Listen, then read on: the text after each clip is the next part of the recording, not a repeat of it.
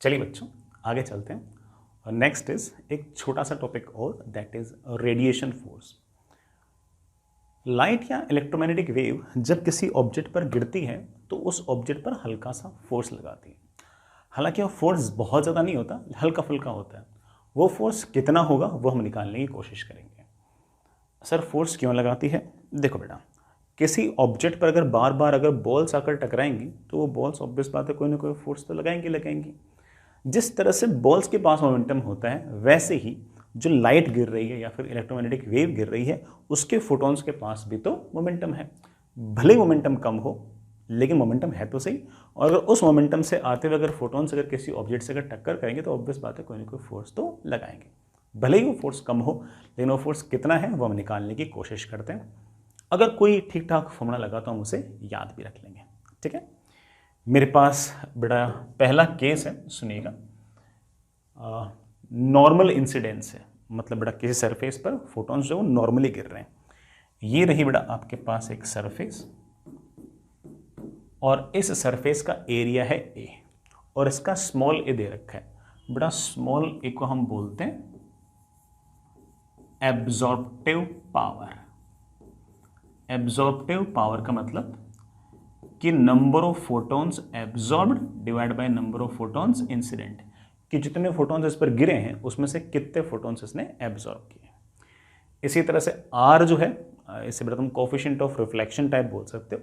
इसका मतलब होता है number of photons reflected divided by number of photons incident.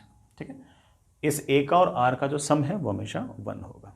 ठीक है, अब ये जो सरफेस है इस पर बड़ा लाइट गिर रही है और जैसा कि मैंने आपको बताया कि जो लाइट गिर रही है वो ऐसे नॉर्मली गिर रही है, ऐसे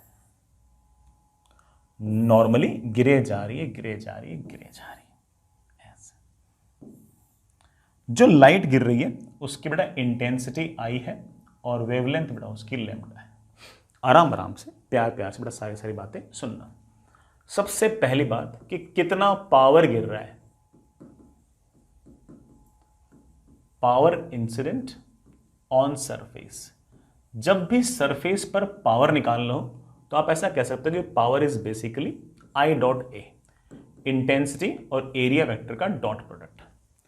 अब बेटा है क्या कि अगर सरफेस ऐसे है तो उसका एरिया वेक्टर ऐसे होगा, इंटेंसिटी भी ऐसे है, तो इंटेंसिटी और एरिया वेक्टर के बीच में एंगल हो गया है 0। तो आपके पास पावर की वैल्यू आ गई है इंटेंसिटी इंटू बड़ा सरफेस का एरिया इंटू कॉस ऑफ 0, बड़ा पावर आ गया आई ए। ठीक है बेटा, कितने फोटॉन्स पर सेकंड गिर रहे हैं, number of photons इंसिडेंटिंग per unit time. बेटा मैं उसको एन आई से रिप्रेजेंट कर रहा हूं, उसकी वैल्यू होगी, मेरे बच्चों को बड़ा फॉर्मूला पहले से याद है बेटा, P lambda upon H C. तो कितने फोटॉन्स प्रति सेकंड गिर रहे हैं उसकी वैल्यू आ गई आई ए लैम्डा अपॉन एच सी। जो फोटॉन्स गिर रहे हैं उसमें से एब्जॉर्ब कितने होंगे, तो आप बोलोगे सर एब्जॉर्ब होंगे ए टाइम्स। कितने फोटॉन्स प्रति सेकंड एब्जॉर्ब हो रहे हैं उनकी अगर संख्या निकालनी है तो ए टाइम्स कितने फोटॉन्स गिरे, क्योंकि इनका जो रेशो था वही आपका ए था। तो आ गया मेरे पास ए टाइम्स कितने गिर रहे हैं पर second, I A lambda upon H C. But अगर ए नहीं पसंद तो ए को मैं 1 माइनस आर भी लिख सकता हूं। इतने फोटॉन्स प्रति सेकंड लगातार एब्जॉर्ब हो रहे हैं। ठीक है, इसी तरह से कितने फोटॉन्स प्रति सेकंड रिफ्लेक्ट हो रहे हैं, तो आप बोलोगे सर कितने फोटॉन्स प्रति सेकंड रिफ्लेक्ट हो रहे हैं, उसको निकालने के लिए इस ni को ऊपर ले तो मैं कह सकता हूं कि r टाइम्स कितने फोटॉन्स प्रति सेकंड गिर रहे हैं, that is equals to small r times कितने फोटॉन्स गिर रहे हैं मेरे बच्चे, I A lambda upon H C. R की जगह 1 माइनस ए भी लिख सकता हूं।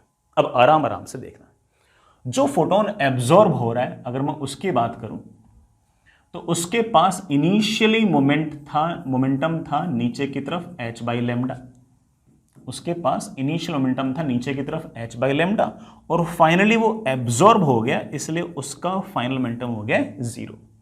तो जो फोटोन एब्जॉर्ब हुआ है उसका अगर मैं आपसे पूछूं कि चेंज इन मोमेंटम कितना है, तो बड़ा चेंज इन मोमेंटम मतलब फाइनल माइनस इनिशियल मोमेंटम है h बाई लैम्डा नीचे की तरफ। ये माइनस साइन क्या करता है, डायरेक्शन को चेंज कर देता है, इसका मतलब जो फोटोन एब्जॉर्ब हुआ है उसका मोमेंटम चेंज है ऊपर की तरफ h बाई लैम्डा। तो इसका मतलब फोटोन पर फोर्स लगा है ऊपर की तरफ। फोटोन पर अगर फोर्स लगा है ऊपर की तरफ तो जो फोटॉन्स एब्जॉर्ब हुए उनके कारण प्लेट पर फोर्स लगा है नीचे की तरफ। जो एब्जॉर्ब्ड फोटॉन्स हैं उनके कारण कितना फोर्स लगा है, ये बेटा इसका एक सीधा साधारण सा फॉर्मूला है, ये मैं आपको कॉलेजन में सिखा चुका हूं। फॉर्मूला है कितने फोटॉन्स प्रति सेकंड एब्जॉर्ब हो रहे हैं मल्टीप्लाइड बाई प्रत्येक फोटोन का कितना चेंज इन मोमेंटम है। जो फोटॉन्स बेटा एब्जॉर्ब हो रहे हैं उनकी संख्या ये लिख दो, ये लिख दो, एक ही बात है बेटा, this comes out to be 1 minus r times I a lambda upon hc multiply by change in momentum. बेटा change in momentum is h by lambda, h से h कैंसिल, लैम्डा से लैम्डा कैंसिल। मेरे पास कुल मिलाकर जो photons absorb हुए हैं उनके कारण फोर्स आ गया है 1 minus r times I a upon c। जो फोटॉन्स एब्जॉर्ब हुए उनके कारण आपका फोर्स ये है। अच्छी बात है बेटा। सर जो फोटॉन्स रिफ्लेक्ट हुए उनकी क्या कहानी है, सोचते हैं बेटा। जो फोटॉन्स रिफ्लेक्ट हुए अगर हम उनकी बात करें तो इनिशियल मोमेंटम है नीचे की तरफ h by lambda, normal incidence है तो लाइट जैसे आएगी बेटा वैसे ही जाएगी, तो फाइनल मोमेंटम हो जाएगा इस तरफ h बाय लैम्डा। अगर कोई मुझसे पूछे कि जो फोटॉन्स रिफ्लेक्टेड हुए हैं उनका चेंज इन मोमेंटम क्या है, तो मैं बोलूंगा कि final momentum minus initial momentum. बेटा इतना तो वेक्टर सबको आता ही है, माइनस साइन क्या करता है, डायरेक्शन को उल्टा कर देता है। तो चेंज इन मोमेंटम आ गया है ऊपर की तरफ 2h बाई लैम्डा। फोटोन का मोमेंटम चेंज है, जो रिफ्लेक्टेड फोटोन है उसका मोमेंटम चेंज है ऊपर की तरफ 2h बाई लैम्डा। तो ऑब्वियस बात है कि उस पर फोर्स लगा है ऊपर की तरफ, तो वही फोर्स बाय एक्शन रिएक्शन पर प्लेट पर लगेगा नीचे की तरफ, उसको बड़ा मैं FR लिख देता हूं। रिफ्लेक्टेड फोटोन्स कितना फोर्स लगाएंगे उसकी बड़ा वैल्यू बहुत आसानी से लिख सकते हो, कितने फोटॉन्स प्रति सेकंड रिफ्लेक्ट हो रहे हैं मल्टीप्लाइड बाय प्रत्येक फोटोन का कितना चेंज इन मोमेंटम है। कितने फोटॉन्स प्रति सेकंड रिफ्लेक्ट हो रहे हैं उनकी संख्या हम पहले से निकाल चुके हैं। बेटा कितना, r times I a lambda upon hc multiplied by change in momentum that is 2h upon lambda. तो जो फोटॉन्स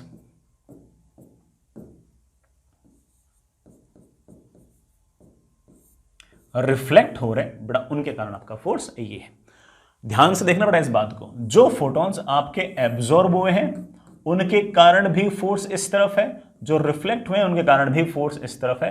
तो नेट फोर्स जो आएगा वो ऐसे आएगा और हम सीधा बोल सकते हैं कि net force will be FA plus FR। जब मैं दोनों फोर्सेस को बेटा मैं ऐड करूंगा तो बेटा मेरे ख्याल से आंसर आ जाएगा IA और 1 plus R upon C। IA बेटा एक तरह से आपका पावर भी है, तो आप बड़े आराम से कह सकते हो कि that is power into 1 plus R upon C। Standard type he result है बेटा, चाहो तो तुम लोग याद भी रख सकते हो। बहुत सारे सवालों में सिर्फ और सिर्फ फॉर्मूले से ही आपका काफी हद तक काम बन जाएगा। मैं इसके 2 स्पेशल केस या बेटा सवाल मान लो वो आपको भी करके दिखाता हूं, ठीक है। जैसे कौन से केस बेटा, 2 केस। परफेक्टली एब्जॉर्बिंग हुई मान लो सरफेस। सर परफेक्टली एब्जॉर्बिंग मतलब बेटा, परफेक्टली एब्जॉर्बिंग मतलब कि जितने फोटॉन्स गिरे वो सारे के सारे एब्जॉर्ब हो जाएं, मतलब एक ही वैल्यू 1 हो जाए, एक भी रिफ्लेक्ट ना हो तो NR की वैल्यू क्या जाएगी 0। नंबर ऑफ पार्टिकल्स जो रिफ्लेक्ट हुए उनकी वैल्यू 0, तो स्मॉल r की वैल्यू 0। तो इसका मतलब परफेक्टली एब्जॉर्बिंग सरफेस हुई, इसका मतलब कोई पार्टिकल रिफ्लेक्ट नहीं होगा, जितने पार्टिकल्स बेटा जितने फोटॉन्स गिरेंगे वो सारे के सारे एब्जॉर्ब होंगे, एक ही वैल्यू 1 हो जाएगी और r की वैल्यू 0 हो जाएगी। और जैसे बेटा वैल्यू 0 हो जाएगी आपके पास नेट फोर्स की वैल्यू क्या आएगी। मेरे बच्चे बोलेंगे इससे चिंता वाली बात ही नहीं है, यहां पर r को मैं 0 रख देता हूं। 0 रखते ही मेरे पास आंसर आ गया मेरे प्यारे बच्चों, क्या आंसर आ गया, IA बाई C या फिर power incident divided by C। Simple. अगर परफेक्टली एब्जॉर्बिंग है तो आपके पास बड़ा ये फॉर्मूला है नॉर्मल इंसिडेंस वाले केस में। सर परफेक्टली रिफ्लेक्टिंग हुआ, तो अगर आपकी सरफेस परफेक्टली रिफ्लेक्टिंग हुई इसका मतलब जितने फोटॉन्स गिर रहे हैं वो सारे के सारे रिफ्लेक्ट हो रहे हैं, तो NR की वैल्यू तो NI के बराबर हो जाएगी। इस कारण से आपका R तो हो जाएगा 1 और ऑफ कोर्स बेटा आपका A हो जाएगा 0। आपका स्मॉल r 1 और A की वैल्यू 0। ऐसा करते ही बेटा नेट फोर्स की वैल्यू क्या आएगी, क्या फॉर्मूला था मेरे प्यारे बच्चे, फॉर्मूला था I A upon C into 1 plus R, that is 2 times I A by C, या फिर 2 times power incident upon C. ये बड़ा आपका फोर्स का फॉर्मूला है। ये परफेक्टली रिफ्लेक्टिंग हो तब, सब ये आपका परफेक्टली रिफ्लेक्टिंग हो तब, ये परफेक्टली एब्जॉर्बिंग हो तब। और अगर मान लो किसी ने बोल दिया नहीं सर आर की वैल्यू 0.5 है, तो फॉर्मूले 0.5 रख लो। किसने मना किया तुम्हें? जैसे मैं एक सवाल बताऊं, बड़ा मान लीजिए कि आपके पास ये सरफेस है, इस पर लगातार बड़ा लाइट ऐसे गिर रही है। जो लाइट गिर रही है उसका पावर मुझे दे रखा है 300 वाट, और मुझे ये बोल रखा है कि आपकी ये जो सरफेस है ना, ये परफेक्टली एब्जॉर्बिंग है। अब मुझे पूछा कितना फोर्स होगा, बड़ा परफेक्टली एब्जॉर्बिंग है तो फोर्स होगा पावर अपॉन सी। बड़ा पावर है तेरे पास 300, और सी मतलब बड़ा वेलोसिटी ऑफ लाइट 3 × 10⁸ बड़ा मेरे ख्याल से 10⁻⁻6 न्यूटन आ गया। अगर यही सरफेस आपकी परफेक्टली रिफ्लेक्टिंग हुई थी, बड़ा परफेक्टली रिफ्लेक्टिंग हुई तो कितना फोर्स होगा? बड़ा फोर्स होगा 2 टाइम्स पावर कितना बेटा? 300 वाट अपॉन सी। सी इज 3 × 10⁸ बड़ा I think answer comes out with 2 × 10⁻⁻6 Newton. बहुत छोटा फोर्स है, इतना अच्छा खासा पावर भी बहुत ज्यादा फोर्स नहीं लगा रहा। ठीक है, कोई बात नहीं, हमें कौन सा फर्क पड़ता है, हमें तो सवाल पूछा गया, हमने तो सवाल कर लिया। ठीक है, आगे चलते हैं बच्चों। चलिए बच्चों आगे चलते हैं। नेक्स्ट इज बेटा एक सवाल करते हैं। हमारे पास एक परफेक्टली एब्जॉर्बिंग स्फीयर है जिसका रेडियस बेटा आपके पास आर है। इस पर ऐसे पैरेलल बीम ऑफ लाइट गिर रही है ऐसे, जिस लाइट की इंटेंसिटी आई है, वेवलेंथ लैम्डा है, हालांकि लैम्डा की जरूरत नहीं पड़ेगी। ये बेटा एक पैरेलल बीम ऑफ लाइट है।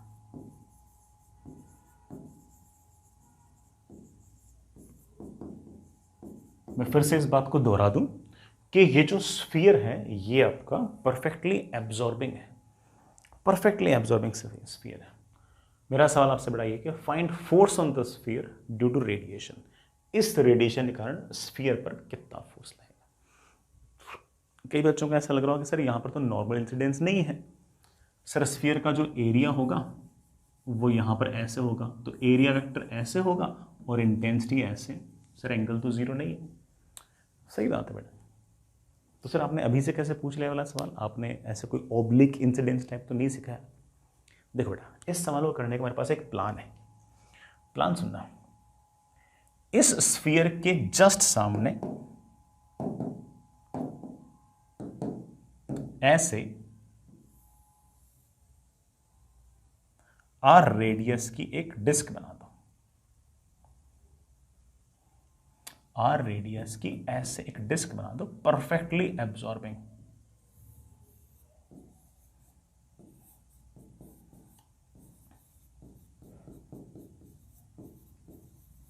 अब ध्यान से मेरी बात सुनना, जितने फोटॉन्स स्फीयर पे गिरने थे उतने स्फीयर ऑफ कोर्स इस डिस्क पे गिरेंगे।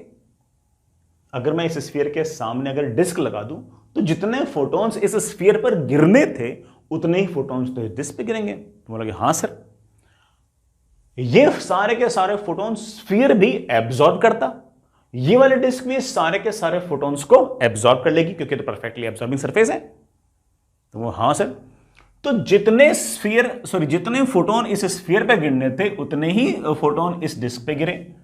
ये स्फीयर भी सारे के सारे फोटॉन्स को रोकता और ये वाले डिस्क भी सारे के सारे फोटॉन्स को रोक रही है। तो जितना मोमेंटम ये चेंज कर रहा था उतना मोमेंटम ये चेंज करेगी, और इस पर फोर्स निकालना आसान है। क्यों? क्योंकि इसका सरफेस तो बड़ा ऐसे है, एरिया वेक्टर बड़ा ऑफ कोर्स उसके परपेंडिकुलर होगा, एरिया वेक्टर भी ऐसे, इंटेंसिटी भी ऐसे, नॉर्मल इंसिडेंस तो हो ही चुका है, और ए की वैल्यू बड़ा यहां पर 1 है, ए की वैल्यू 1 है तो आर की वैल्यू 0 है, और अगर आर की वैल्यू 0 है तो लगने वाला जो फोर्स है बड़ा उसका फॉर्मूला मुझे याद है, I A upon C into 1 plus R. बड़ा व्हाट्स द इंटेंसिटी दे रखी है, व्हाट्स द एरिया, इसका एरिया तो pi R square into 1 plus 0 upon C, और मेरे पास आंसर आ गया है intensity into pi R square upon C.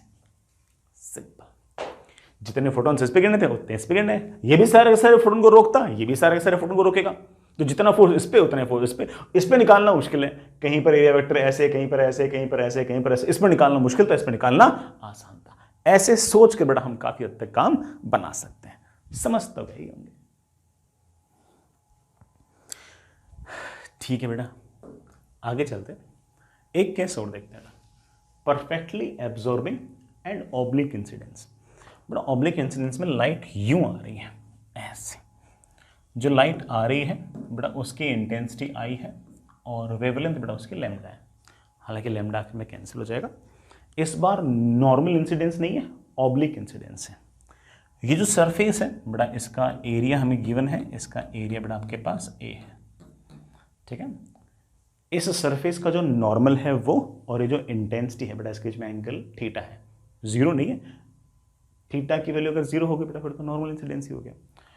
Area A है और ये परफेक्टली एब्जॉर्बिंग सरफेस है, मतलब आपका एब्जॉर्बिव पावर जो है वो 1 है। जितने फोटॉन्स होंगे ना वो सारे के सारे एब्जॉर्ब हो जाएंगे। मुझसे पूछा है कि बताओ कितना फोर्स लगेगा, बिल्कुल निकाल देंगे आराम से, प्यार से, मजे से। सबसे पहली बात, कितना पावर गिर रहा होगा बेटा? पावर गिर रहा होगा intensity dot area vector, intensity into area. बेटा ध्यान देना, इंटेंसिटी आपके पास है ऐसे, सरफेस बेटा यूं है, एरिया वेक्टर हमेशा सरफेस से कैसे होता है? परपेंडिकुलर। सरफेस है ऐसे तो एरिया वेक्टर उसके परपेंडिकुलर, दोनों के बीच में एंगल कितना है? थीटा। तो पावर आ गया आई ए कॉस थीटा।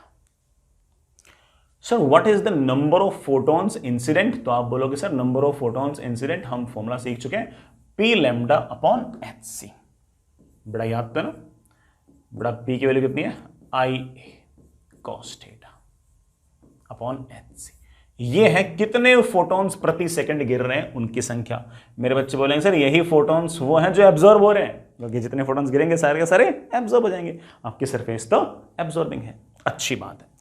अब बात करते हैं फोटोन के मोमेंटम में चेंज। एक फोटोन अगर मैं पकड़ूं तो उस फोटोन के पास इनिशियल मोमेंटम है इस तरफ h बाई लैम्डा, ये वाला एंगल कितना आ रहा है? थीटा। एब्जॉर्ब होने के बाद हम जानते हैं कि उसके पास फाइनल मोमेंटम है 0। कोई मुझसे पूछे कि फोटोन का चेंज इन मोमेंटम कितना है, तो मैं बोलूंगा कि that is final minus initial. Initial है h बाई लैम्डा, वर्टिकल के साथ ऐसे एंगल थीटा बनाते हुए। माइनस साइन क्या करता है? डायरेक्शन को अपोजिट कर देता है। तो इसका मतलब फोटोन का जो चेंज इन मोमेंटम है वो ऐसे है, ये वाला एंगल थीटा। इस फोटोन का इधर की तरफ मोमेंटम चेंज हो गया है h बाई लैम्डा। फोटोन पर इसका मतलब फोर्स लगा है इस तरफ, फोटोन पर फोर्स अगर लगा है इस तरफ तो ऑब्वियस बात है इस प्लेट पर लाइट ने या इलेक्ट्रोमैग्नेटिक वेव ने फोर्स लगाया है ऐसे। काश मैं ये फोर्स बता पाऊं। मेरे बच्चे बोलेंगे सर फोर्स का फॉर्मूला आपने हमें सिखा रखा है, कितने फोटॉन्स एब्जॉर्ब हो रहे हैं प्रति second multiplied by delta T. कितने फोटॉन्स एब्जॉर्ब हो रहे हैं मेरे प्यारे बच्चों प्रति second? I A lambda cos theta upon H C multiplied by प्रत्येक फोटोन का चेंज इन मोमेंटम कितना है? h by lambda. एच से एच कैंसिल, लैम्डा से लैम्डा कैंसिल। मेरे प्यारे बच्चे क्या आंसर आ गया है? I A cos theta upon C. समझ गए होंगे? I A cos theta upon C, ये बड़ा फोर्स है। मैं यहां पर दो टर्म्स और बता रहा हूं। अगर कोई मुझसे पूछ ले कि यहां पर प्रेशर कितना होगा, बेटा देखना ये जो फोर्स है ना ऐसे एफ, इसके दो कंपोनेंट आएंगे। नॉर्मल डायरेक्शन में आएगा एफ कॉस थीटा और सरफेस के अलोंग मतलब टेंजेंशियल डायरेक्शन में आएगा एफ का साइन थीटा। ठीक है। Pressure is always defined as normal force upon area, मतलब एफ का कॉस थीटा अपॉन एरिया। मेरे प्यारे बच्चों अपन एफ तो निकाल चुके थे पहले से, रखो बड़ा यहां पे, जैसे मैंने रखा बड़ा मेरे पास आंसर आ गया I cos square theta upon सी। बेटा कॉस स्क्वायर क्यों आ गया पता ना, फोर्स में कॉस्ट आता है, एक कॉस्ट और आ गया। ऐसे ही एक टर्म अपन और डिफाइन करते हैं जिसे हम बोलते हैं शियर स्ट्रेस। प्यारे बच्चों क्या शब्द यूज करते हैं? Shear stress. शियर स्ट्रेस का मतलब हमेशा होता है tangential force upon cross sectional area. Tangential वाला फोर्स अपॉन बेटा आपका सरफेस का area. Tangential force as you can see that वो नेट फोर्स का साइन थीटा है। इसको सॉल्व करते बेटा मेरे पास आंसर आ गया है I times cos theta sine theta upon C. ये बेटा आपका शेयर स्ट्रेस है। इतने सवाल बेटा आपसे पूछ सकते हैं। आई रियली होप सारा का सारा मामला समझ में आ गया होगा। आगे चलते हैं। चलिए बच्चों आगे चलते हैं। नेक्स्ट इज, अगर यही सरफेस अगर परफेक्टली रिफ्लेक्टिंग होती तो किस तरह से फोर्सेस वगैरह निकालते हैं उसको डिस्कस करते हैं। हेडिंग लिखना बेटा, perfectly reflecting surface oblique incidence. Oblique incidence है इंटेंसिटी और एरिया वेक्टर के बीच में एंगल आपका थीटा है, और इस तरह से नॉर्मल और इंटेंसिटी के बीच में अगर एंगल थीटा है तो ऑब्वियस बात है कि फोटोन अगर यूं आएगा परफेक्टली रिफ्लेक्टिंग है तो बेटा फोटोन आपका रिफ्लेक्ट हो जाएगा, और ये वाला एंगल भी by law of reflection theta ही रहेगा। जब फोटोन आ रहा है उस टाइम पर उसके पास इस तरफ इनिशियल मोमेंटम है h बाई लैम्डा, और ये वाला एंगल आपके पास है थीटा। फाइनल मोमेंटम इस तरफ है h बाई लैम्डा, और ये वाला एंगल आपके पास है थीटा। ध्यान से देखना, इनिशियल मोमेंटम के दो कंपोनेंट h बाई लैम्डा का साइन थीटा और इस तरफ h बाई लैम्डा का कॉस थीटा। रिफ्लेक्शन के बाद अगर देखो तो मोमेंटम में h बाई लैम्डा का साइन थीटा तो वैसा का वैसा ही है। ये h बाई लैम्डा का साइन कॉस थीटा जो है ना, इसकी डायरेक्शन आपने चेंज कर दी है। तो आप ऐसा कह सकते हो कि देखो भाई, इस तरफ तो फोटोन का मोमेंटम चेंज नहीं हुआ है, इस तरफ जरूर फोटोन का मोमेंटम चेंज हुआ है। पहले नीचे की तरफ h बाई लैम्डा कॉस्ट था, अब ऊपर की तरफ h बाई लैम्डा कॉस्ट है। वेक्टर का बेटा हल्का फुल्का सब्ट्रैक्शन तो हम लोगों को आता ही है, तो हम ऐसा कह सकते हैं कि चेंज इन मोमेंटम जो है वो 2h बाई लैम्डा का कॉस थीटा है। कोई दिक्कत तो नहीं बेटा। फाइनल माइनस इनिशियल, इनिशियल वाला बेटा नीचे की तरफ तो उसको उल्टा करके जोड़ा तो ऊपर की तरफ 2h बाई लैम्डा का कॉस थीटा। इस तरफ तो बेटा कोई मोमेंटम चेंज है ही नहीं। अगर फोटोन का मोमेंटम चेंज अगर इस डायरेक्शन में है तो फोटोन पर फोर्स लगा है ऐसे, फोटोन पर अगर फोर्स ऐसे लगा है तो ऑब्वियस बात है कि प्लेट पर फोर्स लगा है ऐसे। निकालते हैं बेटा कितना पावर गिर रहा है, मैं पहले से सिखा चुका हूं। पावर गिर रहा है IA कॉस थीटा।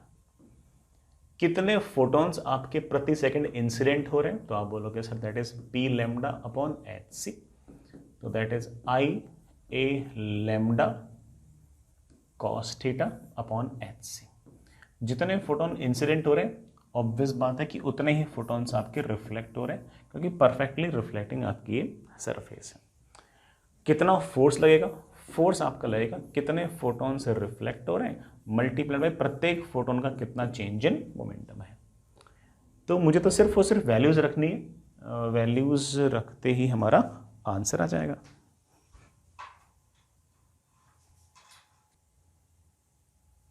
हाँ बेटा, वैल्यूज रखते ही हमारा आंसर आ जाएगा।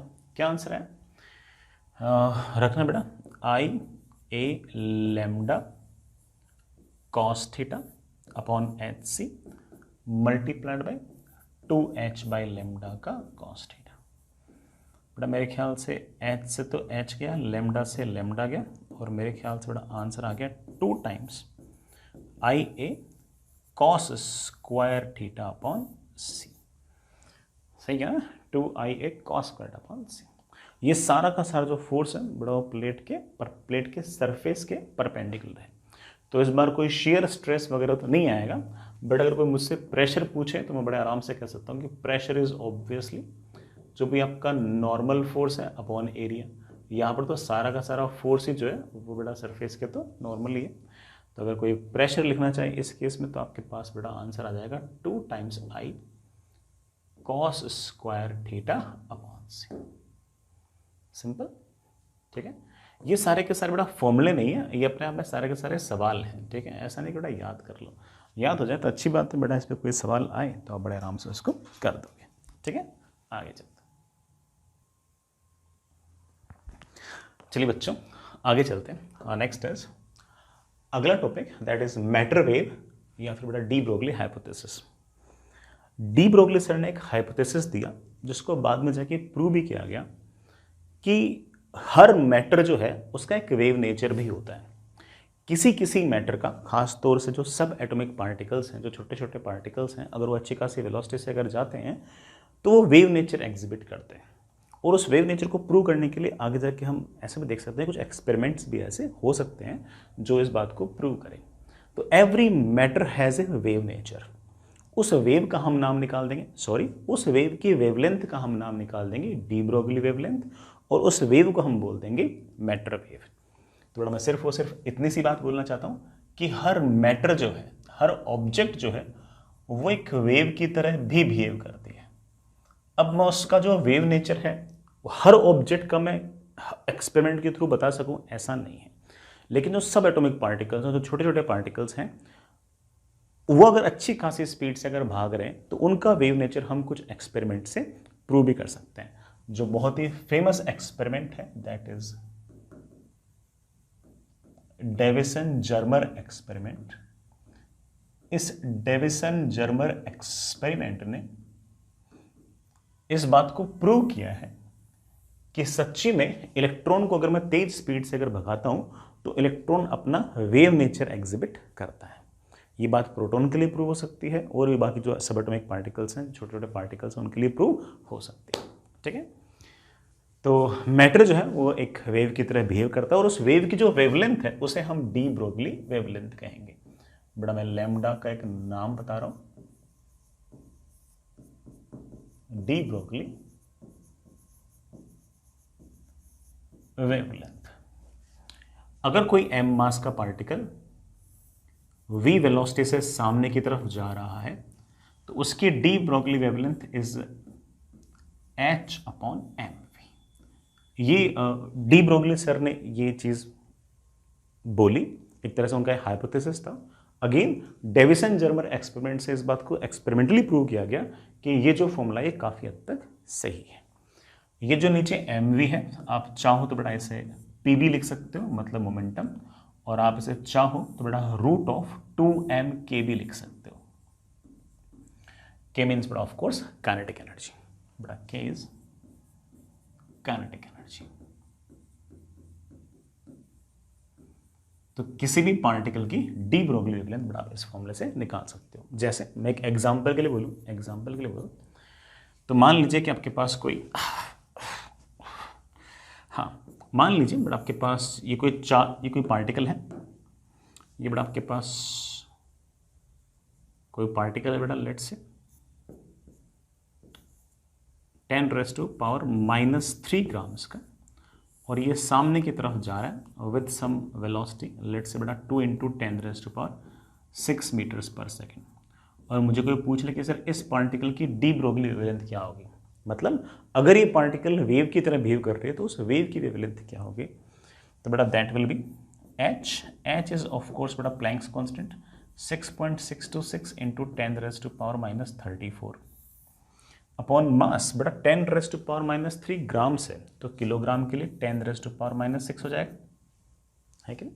वेलोसिटी, बेटा वेलोसिटी इज ऑफ कोर्स 2 × 10⁻6। ये दोनों बेटा क्या हो गया, cancel. I think that comes out to be 3.313 × 10⁻⁻34 metre. ये बेटा आपकी डी ब्रोगली वेवलेंथ आ गई। ठीक है, मैं अगेन ये नहीं कह रहा कि बेटा मैं ना इसकी वेवलेंथ को एक्सपेरिमेंटली प्रूव कर पाऊंगा, है ना। अगर ये वेवलेंथ कोई 10⁻⁻10 मीटर वगैरह के ऑर्डर में आती है, जैसे इलेक्ट्रॉन्स वगैरह की आती है, तो उस केस में प्रूव भी कर सकते हैं हम एक्सपेरिमेंट्स के through. The experiment which proves this de Broglie hypothesis is known as Davisson Germer experiment. ठीक है, आगे चलिए बच्चों। Next is de Broglie wavelength of electron. ऐसे कोई अलग से तो बात है नहीं। अगर आपके पास कोई इलेक्ट्रॉन है ऐसे, ये v वेलोसिटी से अगर जा रहा है, m इसका मास है, तो इसकी D Broglie wavelength will B of course h/m times of v। Mass of electron हमें बेटा पता होना चाहिए, नहीं पता होगा तो सवाल के अंदर दे भी रखा होगा, तुम्हें चिंता करने की जरूरत नहीं है। 9.1 × 10⁻31 kg। ठीक, तो इलेक्ट्रॉन का अगर बेटा मास दे रखा है तो हम बड़े आराम से बड़े आराम से हम उसकी डी ब्रोगली वेवलेंथ लिख सकते हैं। स्पीड दे रखी होगी, हम निकाल लेंगे। It can also written as h/√√m 2m k is kinetic energy. कई बार ऐसा लिखा आ सकता है कि electron is accelerated through potential difference v। Electron को मैं किसी पोटेंशियल डिफरेंस v से एक्सेलरेट करूंगा, बट अगर v से अगर एक्सेलरेट करोगे तो उसकी काइनेटिक एनर्जी जो है वो ev हो जाएगी। बेटा क्या हो जाएगी? ev। और उसकी काइनेटिक एनर्जी जैसे ev हो जाएगी, इस पोटेंशियल डिफरेंस से एक्सेलरेट करने के बाद कोई मुझसे पूछ ले कि चार्ज पार्टिकल के पास डी ब्रोगली वेवलेंथ क्या होगी, तो मैं बोल दूंगा that is h upon under root of 2 times m into kinetic energy. बड़ा काइनेटिक एनर्जी में लिखता हूं E इंटू वी। वी क्या है? वी वो वाला पोटेंशियल डिफरेंस है जिस पोटेंशियल डिफरेंस से हमने इलेक्ट्रॉन को एक्सेलरेट किया है। ये अक्सर सवाल में दिया रहता है, आपको तो सिर्फ और सिर्फ सवाल करना है। जे का एक सवाल था, एक चार्ज पार्टिकल दे रखा था, है ना, और उसको कुछ पोटेंशियल से एक्सेलरेट कराया, दूसरा चार्ज पार्टिकल था उसको एक्सेलरेट कराया, दोनों की डी ब्रोगली वेवलेंथ का रेशियो पूछा था।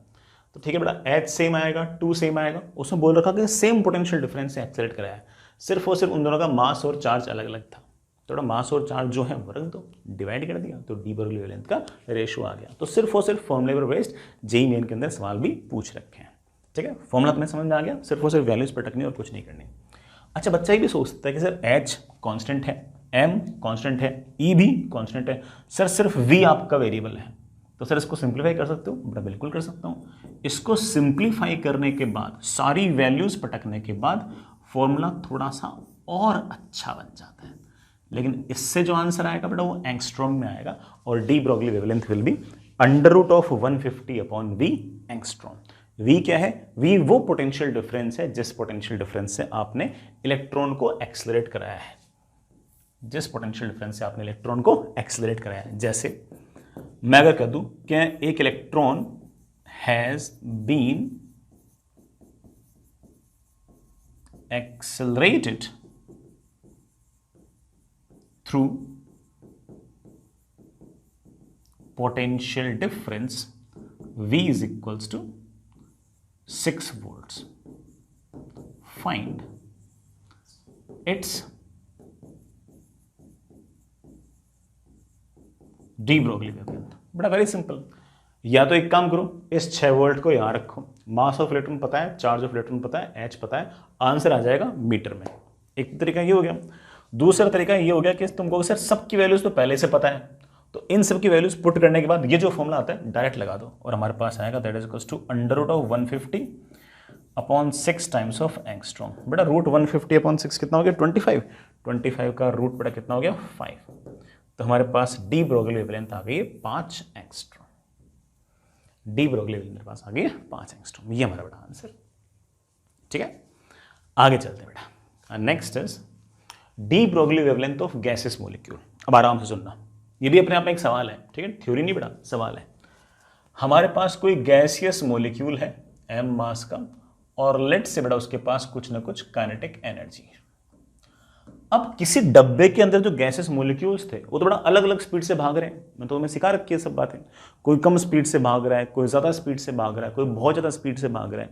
तो हम क्या करते हैं कि एवरेज जो काइनेटिक एनर्जी है वो ले लेते हैं। एवरेज काइनेटिक एनर्जी पता नहीं मेरे बच्चों को याद है या नहीं है, लेकिन average kinetic energy gases molecules की जो होती है बेटा दैट इज 3/2 kT।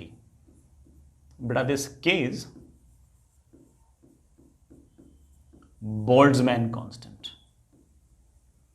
T जो है बेटा वो टेम्परेचर है इन केल्विन, और बोल्ट्जमैन कांस्टेंट की जो वैल्यू है बेटा वो 1.38 इंटू 10⁻⁻23 जूल पर केल्विन होगी। ठीक है, और ऐसे केस में मैं ऐसा कह सकता हूं कि इसकी जो डी ब्रोगली वेवलेंथ होगी बेटा that will be H upon under root of 2 times mass into of course आपका जो गैसेस मॉलिक्यूल है उसकी काइनेटिक एनर्जी। अब मैंने कहा ना बेटा गैसेस मॉलिक्यूल काइनेटिक एनर्जी तो हर गैसेस मॉलिक्यूल अलग अलग होती है। हम कौन सा लेंगे? हम एवरेज ले लेते हैं एक रफ आइडिया लेने के लिए। ठीक है, तो जैसे मैं एवरेज लूंगा, एवरेज मेरे बच्चों को पता है, एवरेज मेरे बच्चों को पता है कि एवरेज काइनेटिक एनर्जी होती है 3/2 kT। बेटा this small k is Boltzmann constant. 2 से 2 कैंसिल हो गया, तो that comes out by H upon under root of 3 times mass of gases particle into K into T. ठीक है, ये अपने आप में एक सवाल हो गया बेटा। वैसे मैं थोड़ा स्कोर सिंप्लीफाई करूं, मेरे पास आ जाएगा h upon under root of 3 times mass of gases particle को मैं लिख सकता हूं molar mass upon Avogadro number. जो बोल्ट्जमैन कांस्टेंट है उसको मैं लिख सकता हूं gas constant upon Avogadro number into T. तो मेरे पास एक फॉर्मूला और बन गया, h times Avogadro number divide by under root of 3 times capital MRT। मैं बड़ा मतलब बताऊं क्या कैपिटल एम क्या है? कैपिटल एम मतलब बड़ा बोला ना मोलर मास, ठीक है। आर बड़ा गैस कांस्टेंट, बड़ा इसकी वैल्यू SI यूनिट में तुम्हें शायद याद ही होगी 25/3 SI यूनिट में, ठीक। तो ये अपने आप में एक और सवाल हो गया, ठीक है, कि गैसेस मॉलिक्यूल के पास डी ब्रोगली वेवलेंथ क्या होगी, वो अपने आप में बड़ा एक सवाल और हो गया, ठीक है। आगे चलते हैं प्यारे वाले बाल को। Next is Bohr's model, extremely important, सुनना बेटा। बोर्स मॉडल हमारे मॉडर्न फिजिक्स का दूसरा पार्ट, पहला बेटा ऑफ कोर्स फोटोन का जो बिहेवियर था वो, अब दूसरे पार्ट में हमारे पास बोर्स मॉडल आ गया। बोर्स मॉडल एक तरीके से सिर्फ और सिर्फ एटॉमिक स्ट्रक्चर है, ये एटम के बारे में हमें काफी सारी इंफॉर्मेशन दे रहा है। एटम कैसा है, क्या साइज है, इलेक्ट्रॉन की क्या स्पीड है, इलेक्ट्रॉन का क्या ओमेगा है, एटम के पास कितनी एनर्जी है, कब बढ़ती है, कब घटती है, तरह तरह की बड़ा बात है, ठीक है। हालांकि इसकी जो पूरी हिस्ट्री है that is extremely interesting, but ठीक है, हमारे पास उतना समय नहीं कि मैं सारा हिस्ट्री बताऊं, ठीक है। फिर भी मैं बेसिक बात बताने की कोशिश करता हूं। रदरफोर्ड सर ने एक एक्सपेरिमेंट किया, थिन गोल्ड फॉइल एक्सपेरिमेंट। एक पतली सी गोल्ड की बड़ा एक फॉइल ली और उस पर अल्फा पार्टिकल्स फेंके। अल्फा पार्टिकल्स मतलब हीलियम का न्यूक्लियस, और न्यूक्लियस अल्फा पार्टिकल्स फेंक कर वो 3-4 कंक्लूजन्स पर पहुंचे, 3-4 कंक्लूजन्स पर पहुंचे। तो उन्होंने एक मॉडल दिया एटम के बारे में। उस मॉडल में 3-4 बड़ा खास बातें थी, सुनना। क्या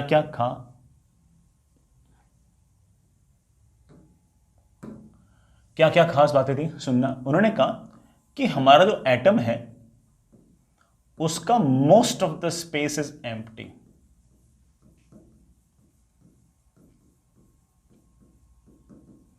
कि एटम जो है उसका अधिकतर स्पेस जो है वो खाली है, ठीक है। फिर उन्होंने कहा कि अच्छा ठीक है, न्यूक्लियस जो होगा, सॉरी उन्होंने फिर ये कहा कि एटम के अंदर बीचों बीच जो है वो न्यूक्लियस होगा, मतलब एटम का सेंटर होगा और उसके पास खूब सारे न्यूट्रॉन्स और प्रोटॉन्स होंगे। हालांकि रदरफोर्ड सर ने न्यूट्रॉन शब्द यूज नहीं किया क्योंकि उस टाइम तक न्यूट्रॉन की डिस्कवरी नहीं होती, उन्होंने सिर्फ प्रोटॉन कहा था, बट ठीक है, अपन तो बेसिक बातें बोल रहे हैं। उन्होंने ये कहा कि एटम जो है उसके सेंटर पर न्यूक्लियस होगा, और उन्होंने कहा कि न्यूक्लियस जो है उसके पास एक्चुअली उस पूरे के पूरे एटम का सारा पॉजिटिव चार्ज होगा।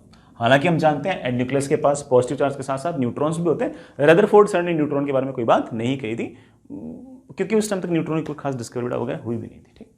उन्होंने कहा कि न्यूक्लियस जो होगा वो बीचों बीच होगा और सारा का सारा पॉजिटिव चार्ज उसके पास होगा, तो प्रोटॉन्स उसके पास होंगे। प्रोटॉन्स इलेक्ट्रॉन के मुकाबले काफी भारी होते हैं, इसलिए प्रैक्टिकली सारा का सारा मास जो है वो सेंटर पे ही है। प्रैक्टिकली सारा का सारा मास जो है वो सेंटर पे ही है, तो ये थोड़ा सा हैवी है, जो न्यूक्लियस है वो हमारा थोड़ा सा हैवी है। फिर उन्होंने कहा कि जो इलेक्ट्रॉन्स हैं वो लगातार उन प्रोटॉन्स के जो न्यूक्लियस के अंदर हैं उनके कूलम्बिक एट्रैक्शन के कारण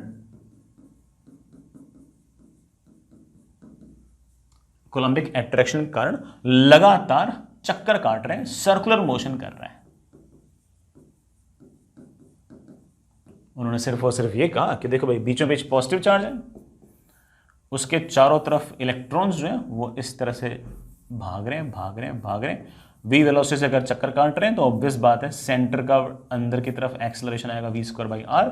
ये फोर्स कौन प्रोवाइड करेगा? ये पॉजिटिव चार्ज इस नेगेटिव चार्ज को अपनी तरफ अट्रैक्ट करेंगे और इस अट्रैक्टिव फोर्स के कारण ये इलेक्ट्रॉन लगातार इस तरह से चक्कर काटता जाएगा। ये रदरफोर्ड सर ने कुछ बातें कही, ठीक है। ये सिंपल सिंपल बड़ा बात है, इसमें कोई बहुत ऐसे कमाल की बात तो नहीं थी, ठीक है। लेकिन रदरफोर्ड सर का जो मॉडल था उसमें क्या था कि सारे रेडियस पॉसिबल थे, ये वाला रेडियस भी पॉसिबल है, ये भी पॉसिबल है, ये भी पॉसिबल है, ये भी पॉसिबल है, ये भी पॉसिबल है, ये भी पॉसिबल है, सारे रेडियस पॉसिबल थे। बाद में कुछ ऐसे एक्सपेरिमेंट्स हुए जिनसे पता लगा कि सारे रेडियस पॉसिबल नहीं है, सिर्फ और सिर्फ कुछ स्पेसिफिक रेडियस ही पॉसिबल है। इस कारण रदरफोर्ड सर का जो मॉडल था वो फेल हो गया। बट स्टिल रदरफोर्ड सर का जो मॉडल था उसी पर बेस्ड अगला मॉडल आया, जो अगला एटॉमिक स्ट्रक्चर था वो रदरफोर्ड सर वाले को ही मॉडिफाई करके आया, और उसमें जो मेजर मॉडिफिकेशन था वो ये था कि सारे के सारे ऑर्बिट्स जो है वो पॉसिबल नहीं है, सारे के सारे रेडियस जो है वो पॉसिबल नहीं है, सिर्फ और सिर्फ कुछ स्पेसिफिक ऑर्बिट्स ही पॉसिबल है, कुछ स्पेसिफिक रेडियस ही पॉसिबल है, और जो स्पेसिफिक रेडियस पॉसिबल है, कुछ जो स्पेसिफिक ऑर्बिट्स पॉसिबल है, उनका नाम निकाल दिया स्टेशनरी ऑर्बिट्स। क्या नाम निकाल दिया बेटा? Stationary orbits. यही एक बड़ा अंतर था। तो बोर सर ने सिर्फ एक मेजर चेंज ये वाला किया, ठीक है। देखते हैं बेटा इन्होंने मेन चेंज क्या किया। बाकी सब बातें बेटा वही है। मेन चेंज इन्होंने ये किया कि बीचों बीच आपका न्यूक्लियस है, ठीक है, और उसके चारों तरफ इलेक्ट्रॉन चक्कर काट रहे हैं ऐसे कुछ स्पेसिफिक रेडियस के अंदर, ठीक है। और m मास का जो इलेक्ट्रॉन है उसके पास बड़ा वेलोसिटी है v, यहां से डिस्टेंस इसके पास है r। उन्होंने कहा कि न्यूक्लियस के अबाउट इस इलेक्ट्रॉन के पास जो एंगुलर मोमेंटम होगा, बेटा एंगुलर मोमेंटम तो लिखना आता ना, m into V into R, इस इलेक्ट्रॉन का मास, इस इलेक्ट्रॉन की वेलोसिटी, यहां से तक perpendicular distance r, it should be always integral multiple of h upon 2π। इन्होंने मेन चीज ये कही कि ना सारे के सारे ऑर्बिट पॉसिबल नहीं है, सारे के सारे रेडियस पॉसिबल नहीं है, जो इस इक्वेशन को सेटिस्फाई करेंगे रेडियस, वही रेडियस पॉसिबल है और रेडियस पॉसिबल नहीं है। और n जो है जैसे मैंने बताया कि बेटा n जो है उसकी वैल्यू 1 2 3 4 ऐसे। n इक्वल टू 1 पर जब इलेक्ट्रॉन होगा उसे हम ग्राउंड स्टेट कहेंगे,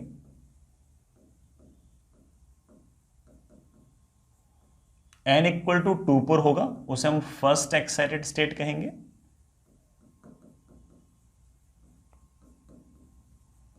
n इक्वल टू 3 पर होगा बड़ा उसे हम सेकेंड एक्साइटेड स्टेट कहेंगे, एंड सो ऑन।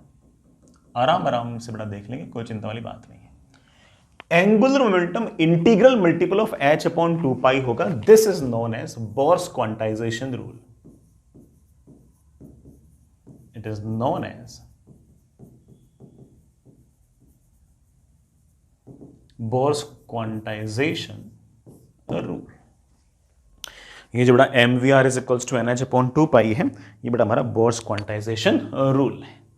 और यही एक डिफरेंट या फिर नई चीज है रदरफोर्ड वाले के मुकाबले। इसके बाद सारा का सारा मामला काफी हद तक सेट हो जाता है। उसके बाद बड़ा जो अपनी एक्सपेरिमेंटल फाइंडिंग्स से जो रेडियस वगैरह आए थे वो काफी हद तक मैच कर जाते हैं, ठीक है। तो ये एक तरह से मॉडिफिकेशन था हमारे रदरफोर्ड मॉडल से कि न्यूक्लियस के अबाउट इलेक्ट्रॉन का जो एंगुलर मोमेंटम होगा वो क्वांटाइज्ड होगा। मतलब क्वांटाइज्ड मतलब integral multiple of something, integral multiple of what? h upon 2π होगा, या तो वो बड़ा h अपॉन 2π होगा, या 2 टाइम्स h अपॉन 2π होगा, या 3 टाइम्स h अपॉन 2π होगा, या 4 टाइम्स h अपॉन 2π होगा। n इक्वल टू 1 रखोगे तो हम कहेंगे कि इलेक्ट्रॉन अपने ग्राउंड स्टेट पे है, n इक्वल टू 2 रखोगे तो बड़ा सेकंड ऑर्बिटल लेवल पे है, मतलब फर्स्ट एक्साइटेड स्टेट पर है। हम धीरे धीरे बड़ा सारी सारी बातें देख लेंगे, जैसे मैं एक डायग्राम के थ्रू बताता हूं।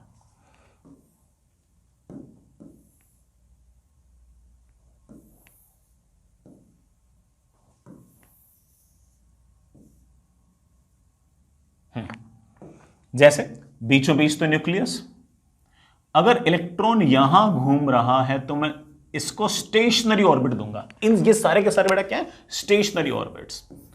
इस बार सारे के सारे ऑर्बिट्स पॉसिबल नहीं है, सिर्फ और सिर्फ कुछ ऑर्बिट्स ही पॉसिबल है, और जो ऑर्बिट्स पॉसिबल है उनको मैं नाम दे रहा हूं बेटा क्या? Stationery orbit.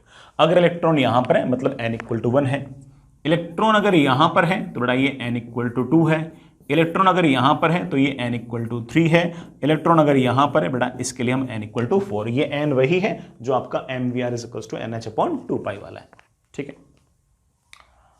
जैसे मैंने कहा कि ये आपका ग्राउंड स्टेट, ये आपका फर्स्ट एक्साइटेड स्टेट, इसको हम नाम देंगे सेकंड एक्साइटेड स्टेट,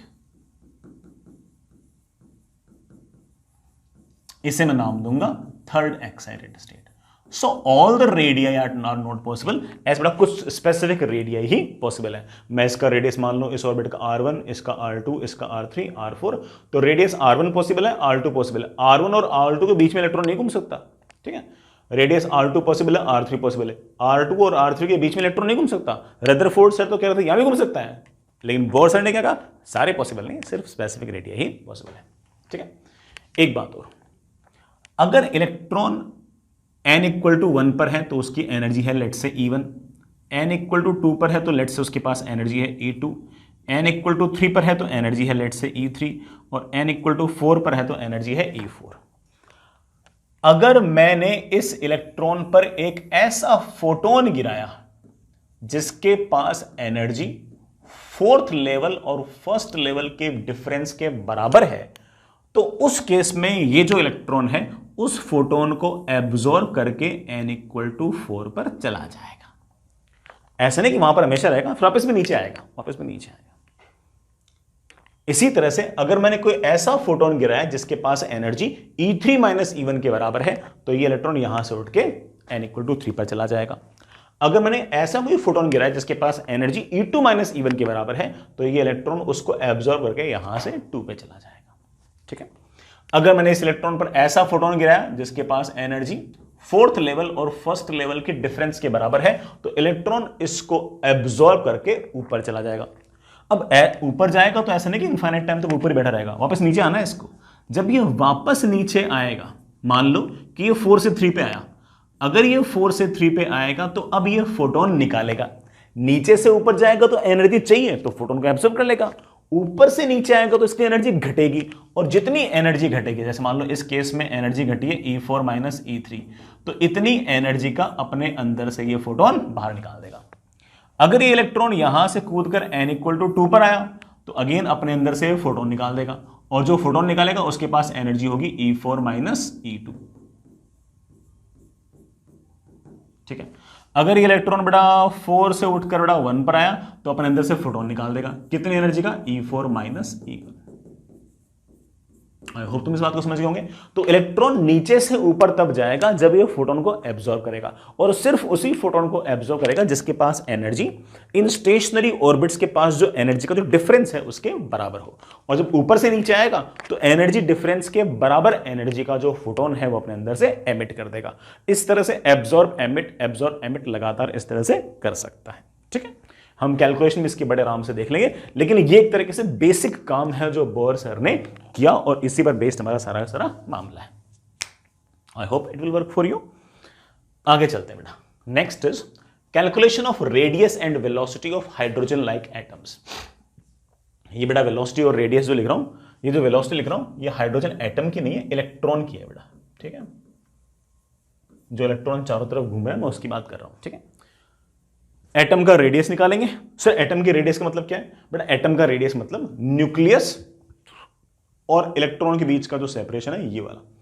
ये रेडियस कुछ और होगा, ये रेडियस कुछ और होगा, ये रेडियस कुछ और होगा, ये रेडियस कुछ और। इलेक्ट्रॉन यहां पर होगा तो रेडियस ये बोल दूंगा, इलेक्ट्रॉन यहां होगा तो रेडियस ये बोल दूंगा, इलेक्ट्रॉन यहां होगा तो रेडियस ये बोल दूंगा, इलेक्ट्रॉन यहां होगा तो रेडियस ये बोल दूंगा, ठीक है। ये रेडियस भी निकालेंगे और इलेक्ट्रॉन कितनी स्पीड से भाग रहा होगा वो वाली स्पीड भी हम निकालेंगे, और हो सका तो हम उसको याद भी रखने की कोशिश करेंगे। चलिए बेटा, सबसे पहले हाइड्रोजन लाइक एटम का मतलब क्या है? हाइड्रोजन के पास एक ही इलेक्ट्रॉन है। हाइड्रोजन लाइक एटम जो होंगे उनके पास सिर्फ और सिर्फ एक ही इलेक्ट्रॉन होगा। तो हाइड्रोजन तो है ही ऐसा जिसके पास एक इलेक्ट्रॉन होता है। हीलियम जो होता है उसके पास दो इलेक्ट्रॉन होते हैं बेटा, तो एक इलेक्ट्रॉन निकाल दो तो He+। तो He+ जो है वो हमारे पास एक तरीके से हाइड्रोजन लाइक एटम है। लिथियम, बेटा लिथियम के पास 3 इलेक्ट्रॉन होते हैं, 2 निकाल दो तो Li+2, ये हाइड्रोजन लाइक एटम हो गया। बेटा बेरिलियम के पास मेरे ख्याल से 4 इलेक्ट्रॉन होते हैं, तो उसमें से बेटा 3 इलेक्ट्रॉन निकाल दो तो बेटा बेरिलियम+3 जो होगा वो हाइड्रोजन लाइक एटम हो गया। Z की वैल्यू, बेटा वैसे Z को हम एटॉमिक मास नंबर बोलते हैं, लेकिन Z का अर्थ है कितने प्रोटॉन आपके पास। हाइड्रोजन के पास बेटा प्रोटॉन है 1, हीलियम के पास है 2, लिथियम के पास है 3, बेरिलियम के पास है 4, बोरॉन के पास है 5, कार्बन के पास है 6, नाइट्रोजन के पास है 7, ऑक्सीजन के पास है 8, ऐसे लगातार चलते रहते हैं। तुम्हें हल्का फुल्का तो आइडिया है ही है। चलो बच्चों, बीचों बीच तो है न्यूक्लियस जिसके पास चार्ज है Ze। क्यों सर? बेटा न्यूक्लियस के पास न्यूट्रॉन होते हैं और प्रोटॉन होते हैं। न्यूट्रॉन्स के पास तो किसी प्रकार का चार्ज नहीं होता, लेकिन हर प्रोटॉन के पास चार्ज होता है E। हर प्रोटॉन के पास चार्ज E है। और कितने प्रोटॉन है आपके पास? Ze। तो कितना चार्ज हो गया? Ze। इसके चारों तरफ एक इलेक्ट्रॉन मटर गश्ती कर रहा है। जो इलेक्ट्रॉन मटर गश्ती कर रहा है वो ऐसे कर रहा है, R रेडियस के अंदर। ये रहा इलेक्ट्रॉन। इलेक्ट्रॉन का मास है m और इलेक्ट्रॉन के पास स्पीड है इस तरह से v। मुझे R भी निकालना है और v भी निकालना है, और जो वैल्यू आएगी वो मैं याद रखूंगा। कर लेंगे, कोई दिक्कत नहीं है। सबसे पहला काम है न्यूटन्स लॉ। m मास का पार्टिकल अगर इस तरह से चक्कर काट रहा है तो सेंटर की तरफ एक्सेलरेशन है v²/r। किस कारण से? किसी फोर्स के कारण से। ये वाला फोर्स इस इलेक्ट्रॉन जिसका चार्ज है -e उसको अट्रैक्ट कर रहा है। कितने फोर्स से अट्रैक्ट कर रहा है? बड़ा कूलम्ब्स लॉ लगाना, K Q1 Q2 upon r²। It should be equal to mass of electron into अंदर की तरफ एक्सेलरेशन। अंदर की तरफ एक्सेलरेशन है v²/r। r से बड़ा r हो गया कैंसिल।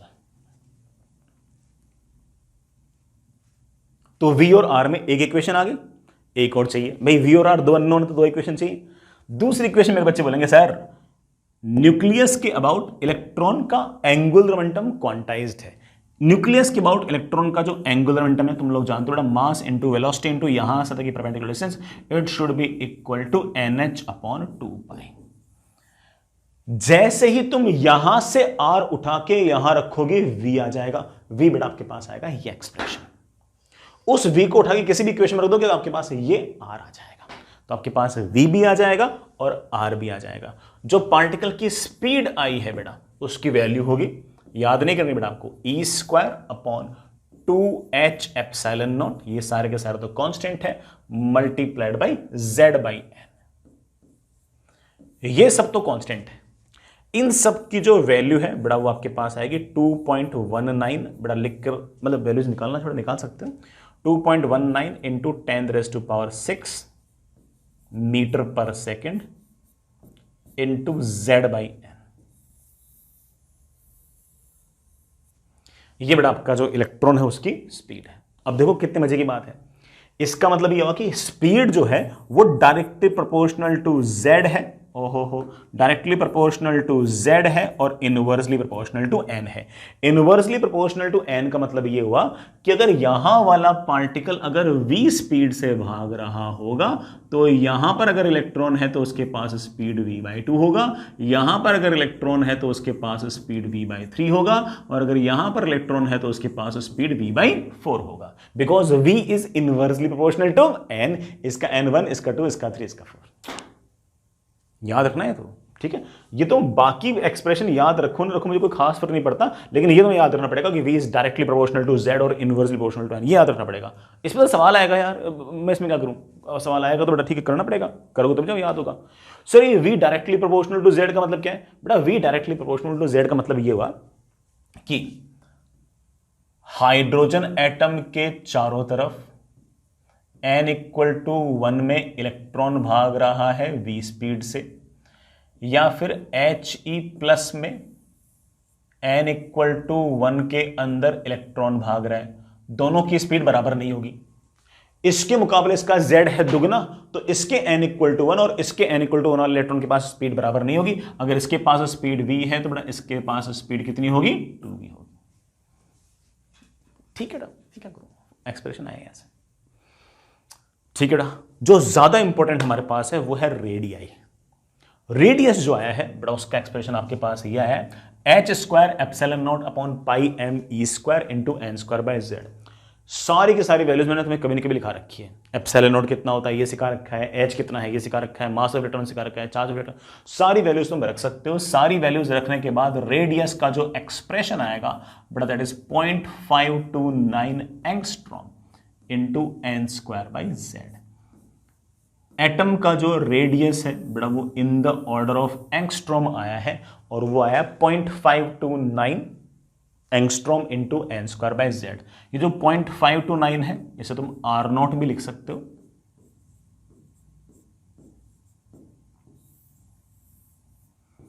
आर नॉट बेटा किसकी जगह लिखा है मैंने? 0.529 एंगस्ट्रॉम की जगह लिखा है बेटा। हम इसका एक नाम भी निकाल रहे हैं, बोर्स रेडियस। याद रखना बेटा, again radius is directly proportional to N square. Sir इस बात का मतलब क्या बेटा? Radius is directly proportional to N square का मतलब ये हो गया कि एन इक्वल टू 1 वाले का अगर रेडियस आर नोट है तो एन इक्वल टू 2 वाले का रेडियस आर नोट नहीं है, 4 आर नोट है। एन इक्वल टू 3 वाले का रेडियस उसका 9 टाइम्स है और एन इक्वल टू 4 वाले का रेडियस उसका 16 टाइम्स है। आई रियली होप कि सारी की सारी बात आपको समझ में आ ही गई। चलिए बच्चों आगे चलते हैं।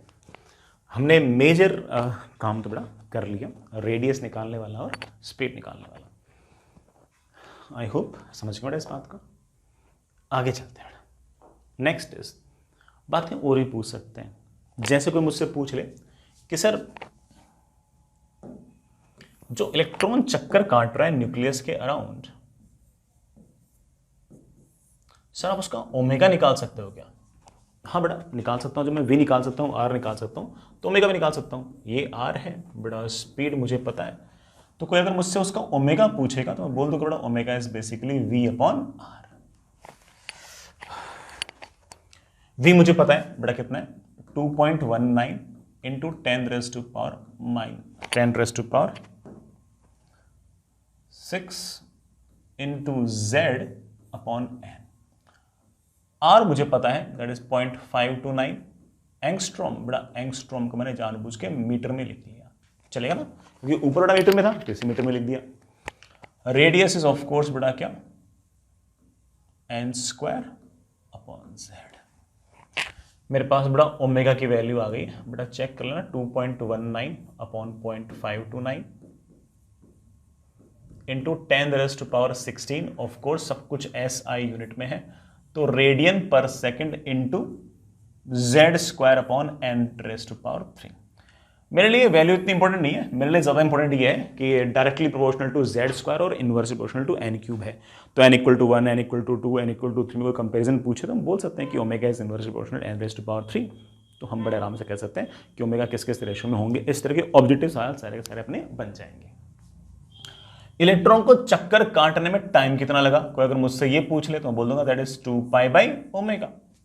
तो बोल दूंगा that is 2 pi into 0.529, calculation तो अपनी जगह बेटा ठीक है, upon 2.19 into N cube upon Z square seconds. कोई अगर फ्रीक्वेंसी पूछ लेगा तो तुम जानते हो that is 1 upon T. Frequency कोई पूछ लेगा बोल दूंगा directly proportional to Z square and inversely proportional to N raise to power 3। ऐसे बहुत सारी बातें पूछ सकते हैं, फ्रीक्वेंसी पूछ सकते हैं, ये ठीक है बच्चों। अगर ये चार्ज पार्टिकल, अगर ये इलेक्ट्रॉन ऐसे भाग रहा है तो मैं ऐसे मान सकता हूं कि यू करंट जा रहा है, यू करंट जा रहा है ऐसे ऐसे। इस करंट की वैल्यू भी निकाल सकता हूं। तो करंट कितना होगा, करंट होगा कितना चार्ज गया है पर यूनिट टाइम। हर बार ई जा रहा है एक टाइम पीरियड में, ई मतलब बेटा 1.6 into 10 raise to power minus 19 coulomb जा रहा है हर एक टाइम पीरियड के अंदर। तो आप ऐसा कर सकते हो that is basically E upon T. बेटा ई कितना है, 1.6 into 10 raise to power minus 19 upon T. T बेटा हमने निकाल रखा है, बेटा वैल्यूज पटक देना, that is 2 pi into 0.529 into 2.19 into Z square upon N cube. तो ये जो इलेक्ट्रॉन्स भाग रहे हैं, इसके कारण कोई मुझसे पूछे सर इफेक्टिव करंट कैसा हो, बड़ा इफेक्टिव करंट का expression, you don't have to remember anything, ठीक है। अगर रेडियस याद है, स्पीड याद है, तो बाकी की सारी सारी कहानी तो इंसान खुद बना सकता है, खुद सारी की सारी पूरी की पूरी कहानी बुन सकता है, ठीक है। वो कोई बहुत बड़ा टास्क नहीं है, ठीक है बेटा। यहां तक सारी की सारी बातें मेरे ख्याल से आपको समझ में आ गई है। आगे चलिए बेटा, next is energy of hydrogen like atom. ये जो हाइड्रोजन लाइक एटम है, इसकी एनर्जी कैसे लिखेंगे? अब आराम से प्यार से पूरी की पूरी बात सुनना। मेरे पास बीचों बीच तो रहा न्यूक्लियस, न्यूक्लियस के पास चार्ज है बेटा Ze, सिर्फ और सिर्फ एक इलेक्ट्रॉन है, क्योंकि हम हाइड्रोजन लाइक एटम ही पढ़ रहे हैं। सारे इलेक्ट्रॉन निकाल दी, सिर्फ एक रहने दिया हमने। इस इलेक्ट्रॉन का मास m है और बड़ा स्पीड मेरे पास v है। अगर कोई मुझसे पूछे कि काइनेटिक एनर्जी क्या होगी, तो मैं बड़े इत्मीनान से बोलूंगा कि काइनेटिक एनर्जी होगी हाफ mv²। v का एक्सप्रेशन मैं आपके लिए बेटा पहले से निकाल चुका हूं। इस v को उठाओ और वहां रख दो। जैसे बेटा मैं v को उठा के अगर यहां पर रखूंगा बेटा, वैसे मेरे पास एक्सप्रेशन आ जाएगा me⁴ upon 8 times h² ε0² into z² upon n²। This will be kinetic energy. Again मैंने जानबूझ के बेटा ये z² और n² को साइड में लिखा और ये सारा रायता मैंने अलग लिखा है। कारण तुम समझ होंगे, क्योंकि ये सारी की सारी चीजें जो है कांस्टेंट है। मास of electron, charge of electron, h, epsilon, ये सब कांस्टेंट है। इनकी आप वैल्यू रखोगे तो इलेक्ट्रोवोल्ट में आपके पास आंसर आएगा 13.6 electronvolt into z² upon n²। Of course बड़ा पॉजिटिव आएगा। काइनेटिक एनर्जी कभी नेगेटिव नहीं होती, काइनेटिक एनर्जी तो या तो जीरो होगी या पॉजिटिव होगी। ये बड़ा आपके इलेक्ट्रॉन की काइनेटिक एनर्जी है। सर मुझे पोटेंशियल एनर्जी और चाहिए। बड़ा potential energy is of course always corresponding to some conservative force. In this case the conservative force is of course the electrostatic attraction.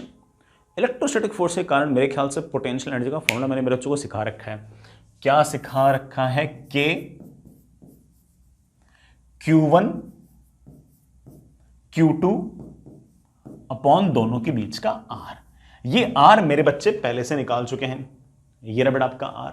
इस R को उठाओ और वहां रख दो। जैसे R को उठा के अगर आप यहां पर रखोगे, बट आपके पास पोटेंशियल एनर्जी की टर्म आएगी me⁴ माइनस के साथ 4 times h² ε0² into z² upon n²। ये आपके पास पोटेंशियल जाएगी। अगेन बेटा ये सारे के सारे अगर तुम वैल्यूज पुट करोगे तो आपके पास ये आएगी 27.2 इलेक्ट्रोवोल्ट। बेटा जस्ट डबल आएगी काइनेटिक एनर्जी की, बस ये माइनस साइन के साथ है, इंटू z² अपॉन n²। आप ये कह सकते हो कि इट इज -2 टाइम्स जो भी आपकी काइनेटिक एनर्जी इलेक्ट्रॉन की है बेटा। ठीक है बच्चों। सर मुझे टोटल एनर्जी चाहिए। बेटा तेरे को अगर टोटल एनर्जी अगर चाहिए तो टोटल एनर्जी के लिए तू काइनेटिक एनर्जी को और पोटेंशियल एनर्जी को जोड़ ले। मेरे ख्याल से सारा का सारा एक्सप्रेशन सेम है, सिर्फ इस बात का अंतर है कि यहां पर 1/8 है, यहां पर -1/4 है। 1/8 को और -1/4 को ऐड करूंगा तो -1/8 आ जाएगा। तो मेरे ख्याल से मेरे पास टोटल एनर्जी आ जाएगा -me⁴ upon 8 times h² ε0² into z² upon n²। मजे की बात है कि जो टोटल एनर्जी है ना, ये हमारी काइनेटिक एनर्जी के बराबर आई है। बस काइनेटिक एनर्जी पॉजिटिव आई थी, ये आपकी एनर्जी नेगेटिव आई है। ठीक है। और इसकी वैल्यू अगर आप लिखोगे तो बड़ा ये वैल्यू आपके पास आएगी 13.6 electronvolt into z² upon n²। Into z² upon n²। I really hope बड़ा ये सारी बातें तुम याद रख पाओगे। ये याद रखनी है बेटा, ये याद रखना है। Total energy is -13.6 electronvolt into z² upon n²। You have to remember it. ये हमें याद ही रखनी है, मेरे पास और कोई चारा नहीं है। ठीक है। मैं इस बात को हल्का सा और कंपाइल करता हूं। मैं एक बार हाइड्रोजन के लिए सारी कैलकुलेशन कर रहा हूं, हाइड्रोजन एटम के लिए। यही कैलकुलेशन आप He+ के लिए भी कर सकते हो, बस Z की जगह 2 रखना है। लिथियम +2 के लिए कर सकते हो, बस Z के लिए 3 रखना है। बीचों बीच आपका बड़ा प्रोटॉन, उसके चारों तरफ ये बड़ा इलेक्ट्रॉन घूम रहा है n=1 में, इलेक्ट्रॉन घूम रहा है n=2 में, ये बड़ा इलेक्ट्रॉन घूम रहा है n=3 में, ये इलेक्ट्रॉन घूम रहा है n=4 में, ये इलेक्ट्रॉन घूम रहा है n इक्वल टू 5 में, ये n equal to 1 ground state, ये n equal to 2 first excited state, ये n equal to 3 second excited state, ये n equal to 4 third excited state, ये n equal to 5 fifth fourth excited state. ठीक है, हम जानते हैं कि इसका रेडियस होगा बोर रेडियस के बराबर, इसका रेडियस होगा बोर रेडियस का 4 गुना, इसका रेडियस हम जानते हैं बोर रेडियस का 9 टाइम्स, इसका हम जानते हैं 16 टाइम्स बोर रेडियस, और सबसे बड़ा बाहर वाले का 25 टाइम्स बोर रेडियस। बड़ा bore radius is 0.5 to 9। Hydrogen बड़ा, इसलिए Z तो मैंने 1 रख दिया। ठीक है, इलेक्ट्रॉन अगर n इक्वल टू 1 पर है तो उसकी एनर्जी होगी -13.6। हाइड्रोजन है इसलिए Z की वैल्यू तो 1, n की वैल्यू भी 1, ग्राउंड स्टेट बात कर रहे हो, 1 स्क्वायर। यहां पर एनर्जी आ गई है -13.6 इलेक्ट्रोवोल्ट। मेरे समझदार बच्चे जानते हैं कि अगर यहां पर इलेक्ट्रॉन के पास अगर टोटल एनर्जी -13.6 इलेक्ट्रोवोल्ट है तो काइनेटिक तो +13.6 इलेक्ट्रोवोल्ट है और पोटेंशियल -27.2 इलेक्ट्रोवोल्ट है, क्योंकि हमारे पास जो टोटल एनर्जी आई है ना, और आपके पास जो पोटेंशियल एनर्जी है, बेटा दोनों में देखो कितना अंतर है। पोटेंशियल एनर्जी आपके टोटल एनर्जी की जस्ट डबल है, और टोटल एनर्जी और काइनेटिक एनर्जी बराबर है, बस -n का अंतर है। तो आप ऐसे कह सकते हो कि n इक्वल टू 1 पर टोटल एनर्जी अगर -13.6 इलेक्ट्रोवोल्ट है तो पोटेंशियल तो -27.2 है और काइनेटिक आपके पास +13.6 है, दोनों का सम वापस से -13.6 आ जाएगा। अगर इलेक्ट्रॉन यहां पर है तो उसके पास जो टोटल एनर्जी होगी बेटा that will B -13.6 into Z square upon n square. बड़ा n का मैंने ट्रू दिया, Z तो 1 है क्योंकि हाइड्रोजन एटम है, तो ये मेरे पास आ गया -3.4 इलेक्ट्रोवोल्ट। इसका मतलब इलेक्ट्रॉन अगर यहां घूम रहा है तो टोटल एनर्जी तो -3.4 इलेक्ट्रोवोल्ट है, काइनेटिक एनर्जी +3.4 इलेक्ट्रोवोल्ट है, potential energy just double -6.8 electronvolt है। लिखाने की जरूरत तो नहीं ना। n इक्वल टू 3 में अगर इलेक्ट्रॉन घूम रहा है तो इसके पास एनर्जी होगी E3, that is -13.6 divide by 9, मतलब 3 का स्क्वायर। Z तो बड़ा वैसे ही 1 है, बड़ा इसकी वैल्यू आएगी 1.51 -1.51 इलेक्ट्रोवोल्ट। बड़ा कितनी आएगी -1.51 इलेक्ट्रोवोल्ट। ठीक है बेटा, यहां तक समझ आ गया। n इक्वल टू 4 पर एनर्जी क्या होगी? n इक्वल टू 4 पर एनर्जी होगी -13.6 इंटू Z स्क्वायर अपॉन बड़ा 4 का स्क्वायर, बड़ा 4 का स्क्वायर हो गया 16, ये आएगा लगभग बड़ा -0.85 इलेक्ट्रोवोल्ट। n इक्वल टू 5 में अगर इलेक्ट्रॉन घूम रहा है तो इसके पास एनर्जी आएगी -13.6 इंटू 1 का स्क्वायर अपॉन 5 का स्क्वायर, बड़ा इसकी वैल्यू मेरे ख्याल से आएगी -0.54 इलेक्ट्रोवोल्ट एंड सो ऑन। आगे भी निकाल सकते हैं, ये तो मैंने हाइड्रोजन के लिए किया। अगर He+ होता ना तो सारी वैल्यूज 4 से मल्टीप्लाई आ जाती। सर क्यों? क्योंकि यार energy is directly proportional to Z का स्क्वायर। हीलियम के लिए Z की वैल्यू 2 हो गई, हाइड्रोजन के लिए 1 थी, तो जहां जहां अपने पास यहां पर जैसे 1 का स्क्वायर वहां पर 2 का स्क्वायर, 4 से मल्टीप्लाई करना पड़ेगा सारे के सारे एक्सप्रेशंस को, है ना। तो आपके पास He+ की आ जाएगी। Li+2 के अंदर निकाल सकते हैं, सारी की सारी वैल्यूज आपकी 9 से मल्टीप्लाई हो जाएंगी। हाइड्रोजन वाले जो वैल्यूज है ना वो तो हमें याद रख लेनी चाहिए। अगर याद रख लोगे ना, मतलब ऐसे नहीं भी याद रखोगे तो कोई पहाड़ नहीं टूट पड़ेगा, लेकिन अगर याद रख लेंगे ना तो हमारी थोड़ी कैलकुलेशन सवालों के अंदर बच जाएगी। अगर नहीं याद रखेंगे तो ऑब्वियस बात है हमें कैलकुलेशन करनी पड़ेगी, और बड़ा अगर हमें याद होगी तो थोड़ी बहुत कैलकुलेशन से अपन लोग थोड़े बच जाएंगे। ठीक है, समझ गए इस बात को। ये हाइड्रोजन लाइक एटम की आपके पास इस तरह से एनर्जी। अब मजे की बात आता हूं हम लोगों को कि अच्छे अच्छे सवाल पूछते हैं के अंदर। क्या पूछते हैं? अब सुनना इस बात को कि एक इलेक्ट्रॉन n इक्वल टू 1 पर था, वहां अब उस इलेक्ट्रॉन ने कोई फोटोन को एब्जॉर्ब किया और इलेक्ट्रॉन इस फोटोन को एब्जॉर्ब करने के बाद n इक्वल टू 5 पर चला गया। बताओ उस फोटोन के पास लैम्डा कितना है? Very easy. उस फोटोन के पास एनर्जी होगी hc by lambda and it should be equal to E5 minus E1। E5 पता है, E1 पता है, 67 वैल्यू जरूरत दूंगा। और मजे की बात सुनो, एच सी SI यूनिट में करने की जरूरत नहीं है, H इंटू सी की वैल्यू इलेक्ट्रोवोल्ट में तेरे को पहले से पता है, क्या 12420 electronvolt angstrom upon lambda should be equal to E5 minus E1। सटाक से आंसर आ गया।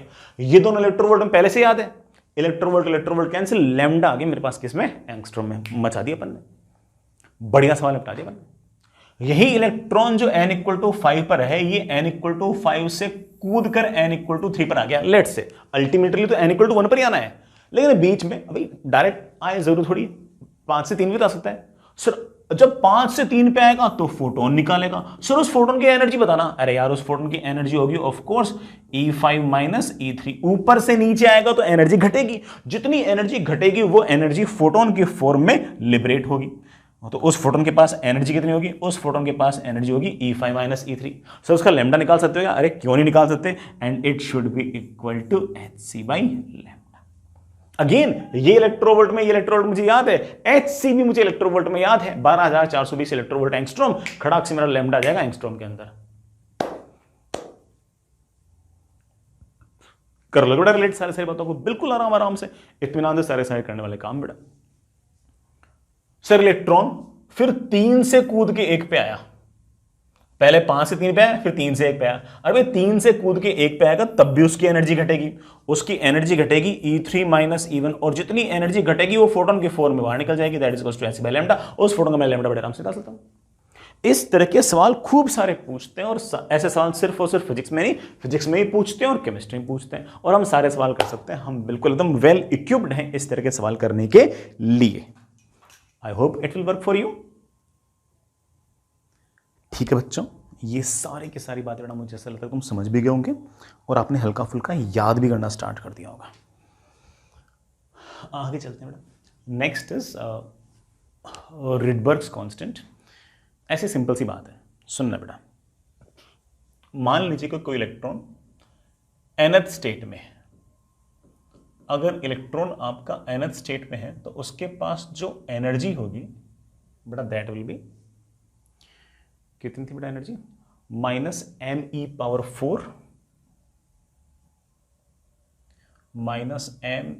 -me⁴ अपॉन 8 टाइम्स क्या था यार, h² ε0² h² into z² upon n²। बाकी बात बेटा याद रखो, ये z² अपॉन n² आपको याद रहना चाहिए बेटा, बाकी इतना फर्क नहीं पड़ता। ठीक है बेटा, इस पूरी की पूरी इक्वेशन को एक बार आप Hc से मल्टीप्लाई और डिवाइड कर दो। मेरे पास आ गया -me⁴ into 8 times h², sorry ε0 का स्क्वायर था ना, हाँ ε0 का स्क्वायर। पूरी इक्वेशन को बेटा एक बार तुम Hc से मल्टीप्लाई और डिवाइड कर दो।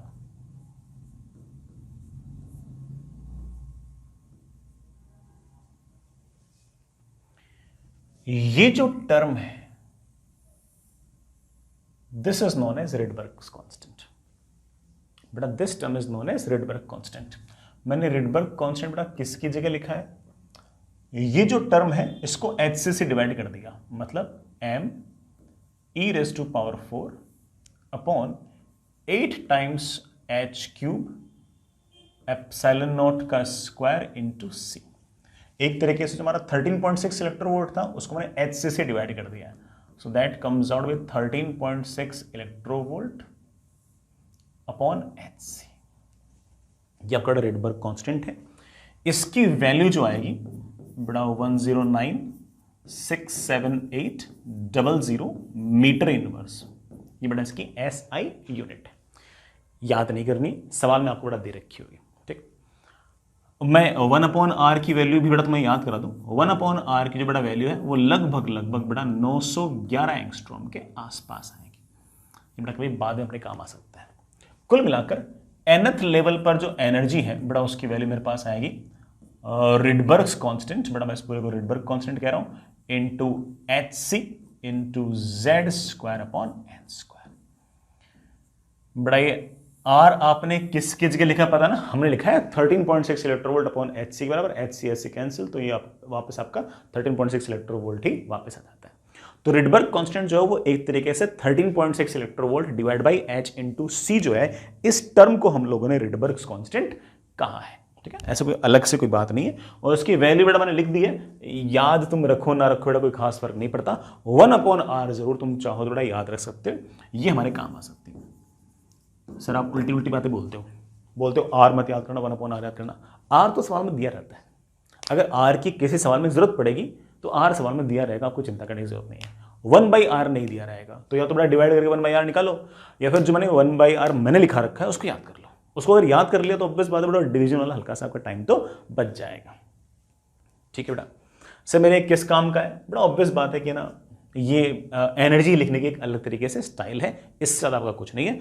13.6 इलेक्ट्रोवोल्ट को हम R टाइम्स एच सी लिख सकते हैं। ठीक है, तो आप तो सिर्फ और सिर्फ याद कर लो कि जहां कहीं आपका 13.6 इलेक्ट्रोवोल्ट लिखा हुआ था वहां बेटा आप एक बार RHC लिख सकते हो, इससे ज़्यादा रिडबर्ग कांस्टेंट का कोई खास ऐसा बड़ा अर्थ नहीं। ठीक है, इतना काम चल जाएगा। आगे चलिए बेटा, नेक्स्ट इज बाइंडिंग एनर्जी। वैसे बेटा एक ही इलेक्ट्रॉन जब होता है ना तो उस केस में बाइंडिंग एनर्जी बोल दो या फिर आयनाइजेशन एनर्जी बोल दो, एक ही बात है। समझा था बेटा। मान लो कि आपके पास ये कोई न्यूक्लियस है और इसके चारों तरफ बेटा ऐसे कोई इलेक्ट्रॉन घूम रहा है, बेटा nth ऑर्बिट के अंदर ऐसे इलेक्ट्रॉन घूम रहा है, ये आपका n टेंडिंग टुवर्ड इन्फिनिटी है। nth में जब इलेक्ट्रॉन है तो उसके पास एनर्जी है -13.6 into Z square upon N square. nth orbital level में, nth स्टेशनरी ऑर्बिट में उसके पास एनर्जी है ये वाली। ठीक है, n टेंडिंग टुवर्ड इन्फिनिटी पर उसके पास ऑब्वियस बात है बेटा एनर्जी होगी टेंडिंग टुवर्ड जीरो। बेटा खुद ही सोच लो, n को अगर मैं इन्फिनिट कर दूंगा बेटा एनर्जी हो जाएगी जीरो।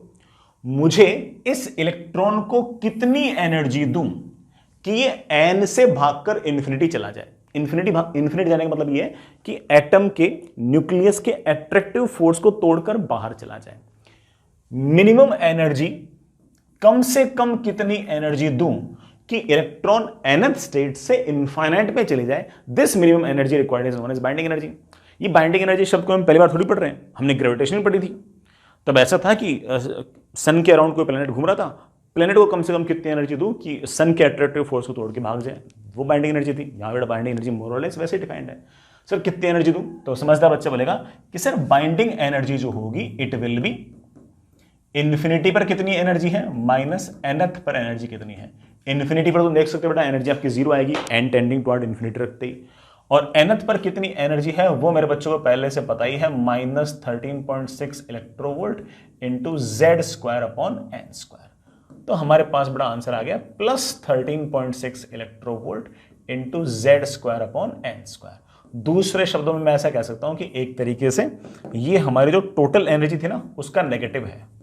सर नेगेटिव तो नहीं दिख रहा, तो पॉजिटिव दिख रहा है। अब टोटल एनर्जी खुद नेगेटिव थी ना, इसलिए है ना, तो ये टोटल एनर्जी का नेगेटिव है, टोटल एनर्जी खुद नेगेटिव, तो नेगेटिविटी क्या हो गया पॉजिटिव।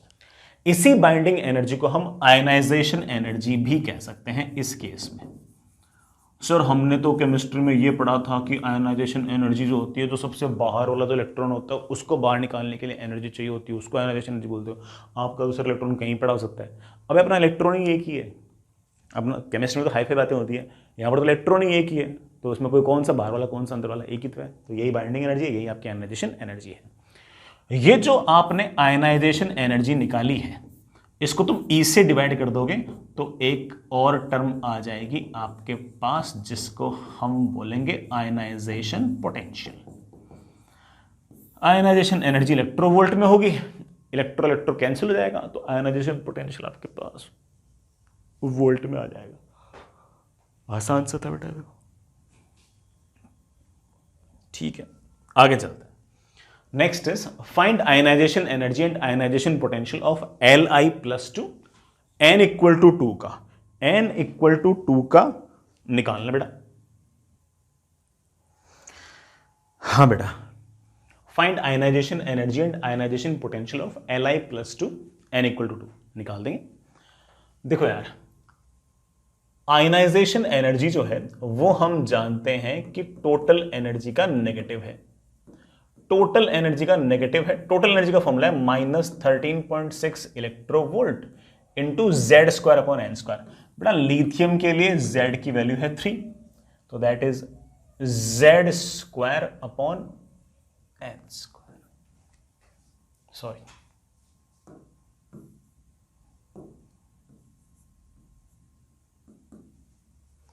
बेटा मेरे पास आ गया that is plus 3.5 electronvolt into 9।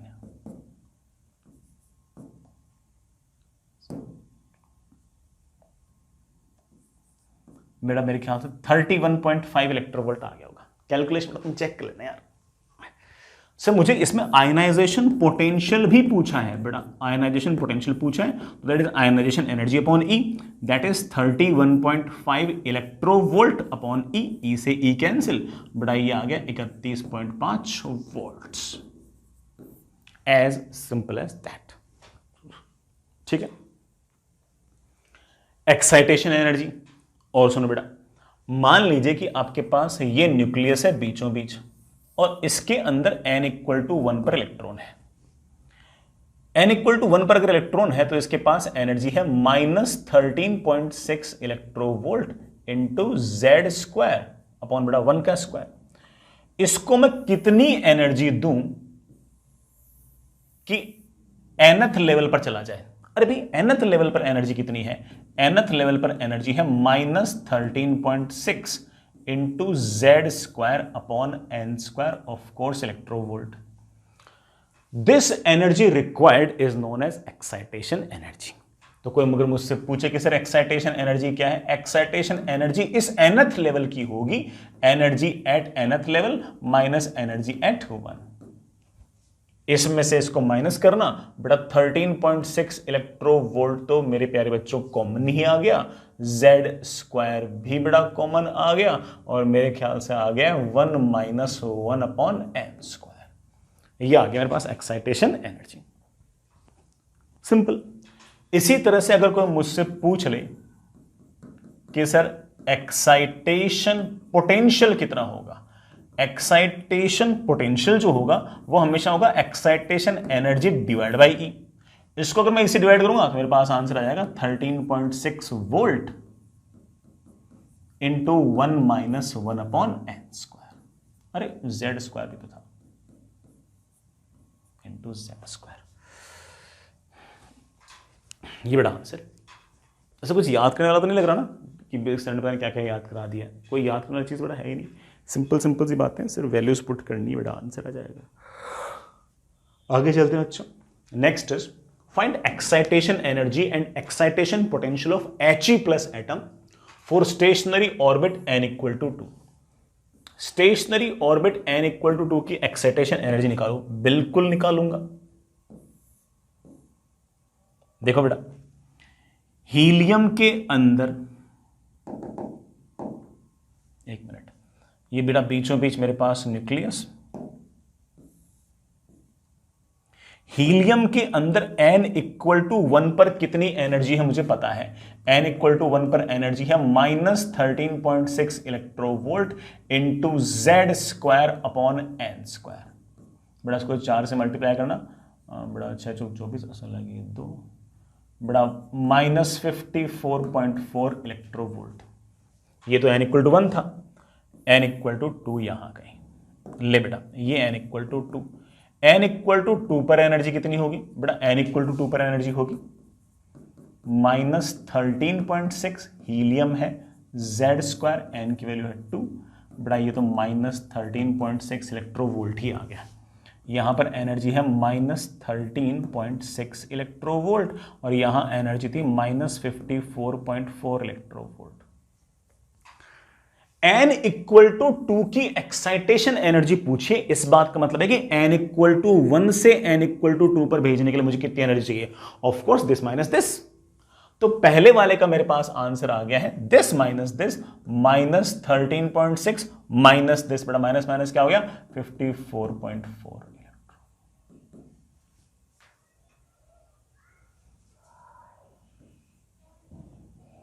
बेटा 40.8 आ गया हुआ, 40.8 इलेक्ट्रोवोल्ट। सर एक्साइटेशन पोटेंशियल भी पूछा है, बट उसको इसी डिवाइड कर देना तो 40.8 वोल्ट आ जाएगा। ये n इक्वल टू 2 का आ गया। सो मुझे यही वाला काम n इक्वल टू 3 पर भी करना है, करेंगे बेटा। ये रहा n equal to 3। n equal to 3 पर कितनी एनर्जी है बेटा? n इक्वल टू 3 पर एनर्जी है -13.6 into Z square upon N square.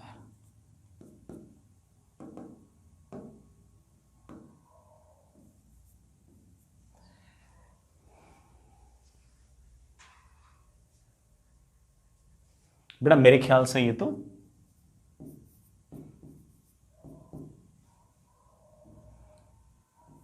बेटा 6.04 के आसपास आ गया होगा शायद। बेटा 6.04 के आसपास आ गया। सर n इक्वल टू 3 के पास एक्साइटेशन एनर्जी कितनी होगी बेटा? एक्साइटेशन एनर्जी होगी of course this minus this. अरे सॉरी माइनस साइन के साथ बड़ा देखना इसकी वैल्यू बेटा मेरे ख्याल से -6.04 आएगी। तो excitation energy n equal to 3 की आएगी -6.04 minus this n equal to 1 पे। बेटा n इक्वल टू 1 पे तो 54.4 है, नेगेटिव केस। बेटा माइनस माइनस क्या हो गया? प्लस। बेटा कितना आ गया? 48.36 इलेक्ट्रोवोल्ट। सर एक्साइटेशन पोटेंशियल भी चाहिए, इलेक्ट्रो मतलब कितना? 48.36 वोल्ट रहेगा। ठीक है सर। n इक्वल टू 4 की क्या कहानी है? n इक्वल टू 4 पर एनर्जी कितनी है पहले ये चेक करो। n इक्वल टू 4 पर एनर्जी कितनी है बेटा? n इक्वल टू 4 पर एनर्जी है -13.6 into Z square upon N square. बेटा मेरे ख्याल से -3.5 आ गया होगा, -3.5। n इक्वल टू 4 पर अगर कोई मुझसे पूछ रहा है सर एक्साइटेशन एनर्जी, तो इसका मतलब इस इलेक्ट्रॉन को ग्राउंड स्टेट से यहां पर लाने के लिए कितनी एनर्जी चाहिए? ग्राउंड स्टेट से यहां पर लाने के लिए एनर्जी चाहिए बेटा कितनी? -3.4 -54.4। बेटा माइनस माइनस क्या हो गया? 54.4।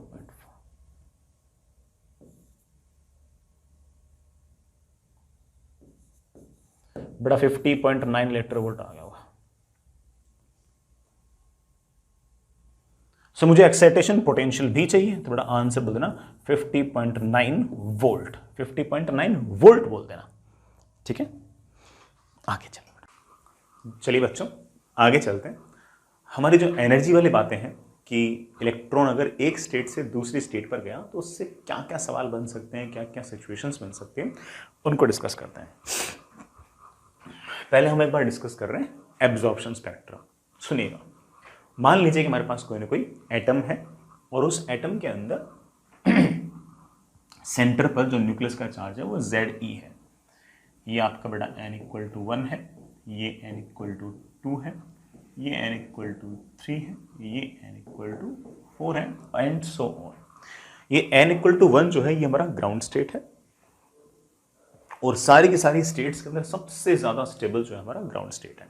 व्हेन आई से सबसे ज्यादा स्टेबल ग्राउंड स्टेट है, तो मेरे कहने का अर्थ ये है कि अगर इलेक्ट्रॉन किसी हायर एक्साइटेड स्टेट पर होगा तो वहां पर बहुत ज्यादा देर तक नहीं रहेगा, फटाक से कूद के वो नीचे आने की कोशिश करेगा, और n इक्वल टू 1 पर इलेक्ट्रॉन जो है वो सबसे ज्यादा टाइम तक ऐसे लगातार घूम सकता है। n इक्वल टू 1 जो है एक तरह से हमारा सबसे ज्यादा स्टेबल स्टेट है, ग्राउंड स्टेट जो सबसे स्टेबल स्टेट है। यहां पर इलेक्ट्रॉन इंडेफिनिट टाइम के लिए लगातार घूम सकता है। ऊपर अगर जाएगा तो ऊपर से तो नीचे आना उसका तय है। मान लीजिए कि इस इलेक्ट्रॉन पर मैंने कोई फोटोन गिराया, मैंने कोई ना कोई फोटोन गिराया, ऐसा फोटोन जिसके पास एनर्जी है E is equals to hc by lambda. और ये जो एनर्जी है, अच्छा सर ये जो फोटोन है, इस फोटोन के ये कोई इलेक्ट्रॉन एब्जॉर्ब करे ही करे ये मस्ट नहीं है, कर भी सकता है नहीं भी कर सकता। इस फोटोन को ये एब्जॉर्ब करे, बेटा क्या करे? एब्जॉर्ब करे। ये सिर्फ तभी पॉसिबल है जब इस फोटोन के पास एनर्जी जो है वो किसी भी दो एनर्जी डिफरेंस के बराबर हो। जैसे ये वाला जो एनर्जी है या तो E2 माइनस E1 हो, या E3 माइनस E1 हो, या E4 माइनस E1 हो, या E5 माइनस E1 हो, समथिंग लाइक दैट। सिर्फ और सिर्फ उसी फोटोन को ये एब्जॉर्ब करेगी। तो अगर इस एटम पर अगर मैंने बहुत सारे फोटोन्स अगर गिराए अलग अलग वेवलेंथ के, तो सिर्फ और सिर्फ वही स्पेसिफिक फोटोन एब्जॉर्ब होंगे, वही स्पेसिफिक लैम्डाज एब्जॉर्ब होंगी जिनके पास एनर्जी या तो दिस माइनस दिस है, या दिस माइनस दिस है, या दिस माइनस दिस है। This is known as absorption spectrum. ये एब्जॉर्प्शन बड़ा शब्द कहां से आया कि जब हमने पूरा का पूरा एक वाइड स्पेक्ट्रम, हमने बहुत सारी वेवलेंथ अगर डाली तो कुछ एक वेवलेंथ हमने देखी कि आगे आने वाली स्क्रीन पर प्रेजेंट नहीं थी। कौन से प्रेजेंट नहीं थी? वो वाली वेवलेंथ प्रेजेंट नहीं थी जिसको इस एटम ने एब्जॉर्ब कर लिया। क्यों एब्जॉर्ब कर लिया? क्या किया उसके साथ? उसको एब्जॉर्ब करके जो इलेक्ट्रॉन है वो नीचे से उठ के ऊपर चला गया। And this spectrum is known as your absorption spectrum. Absorption spectrum के अंदर कुछ वेवलेंथ, कुछ लाइट जो होंगी वो मिसिंग होंगी। वो क्यों मिसिंग होंगी? क्योंकि उस लाइट को बेटा इस इलेक्ट्रॉन ने एब्जॉर्ब कर लिया है। अक्सर बेटा एब्जॉर्ब तभी होगा जब इलेक्ट्रॉन n=1 से उठकर आएगा, क्योंकि शुरुआत में इलेक्ट्रॉन अगर इकलौता इलेक्ट्रॉन तो कहां बैठा होगा? n=1 पर ही वो बैठा होगा। उसको एब्जॉर्ब करके वो या तो यहां से यहां भाग जाएगा, या बेटा यहां से यहां भाग जाएगा, या यहां से यहां भाग जाएगा। मान लीजिए कि वो 1 से उठकर n पे चला गया। लेट्स से जब 1 पर था तो उसके पास एनर्जी थी बेटा कितनी? -13.6 electronvolt into Z² upon n²। Sorry बेटा 1 पर था तो बेटा n की वैल्यू तो 1 ही है, अपॉन 1 का स्क्वायर। जब nth स्टेट पर चला गया तो उसके पास एनर्जी आ गई है -13.6 electronvolt into Z² upon n²। सिर्फ और सिर्फ उसी फोटोन को एब्जॉर्ब करेगा जिसके पास एनर्जी होगी delta E is equals to hc by lambda, and it should be equal to En minus E1, that is equals to 13.6 electronvolt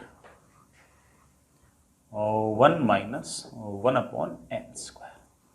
ये बड़ा आपके पास उस फोटोन की एनर्जी है। अच्छा, उस फोटोन की अगर वेवलेंथ निकालनी हो तो आप कह सकते हो कि सर उस फोटोन की एनर्जी में लिख सकता हूँ hc by lambda is equals to 13.6 electronvolt into 1 minus 1 upon n²। मेरे पास आ गया है 1 upon lambda is equals to 13.6 electronvolt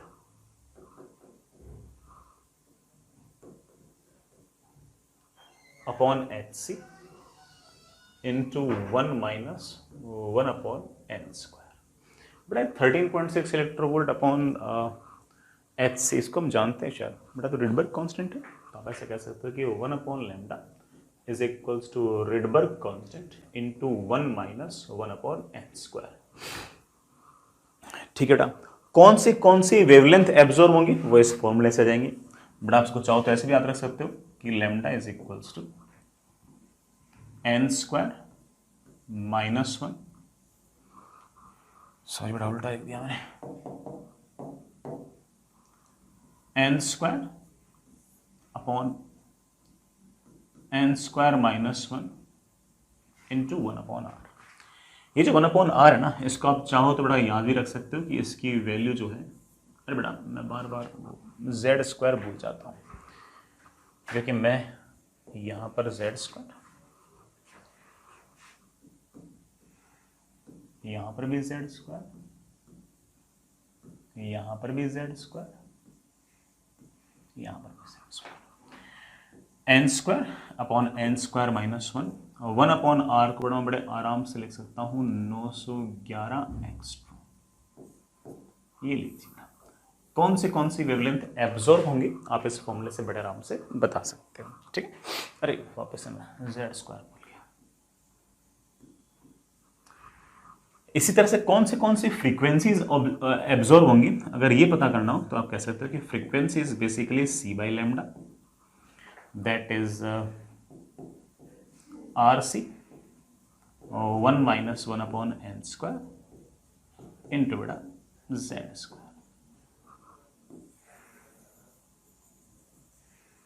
ये वो फ्रीक्वेंसीज हैं जो आपकी एब्सॉर्ब हो। ठीक है बच्चों, समझ गए होंगे इस बात को। आगे चलते हैं।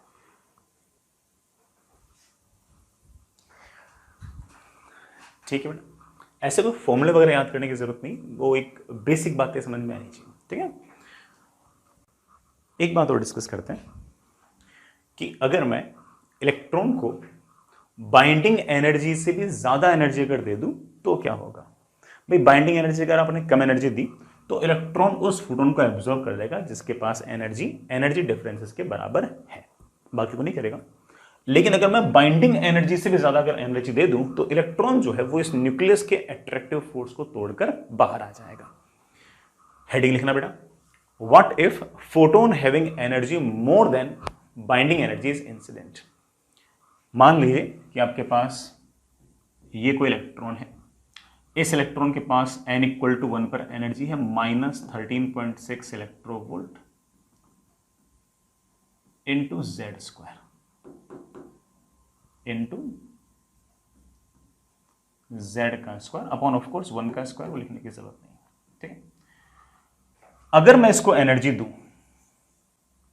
इसकी बाइंडिंग एनर्जी से ज्यादा, मैंने ऐसा फोटोन दे दिया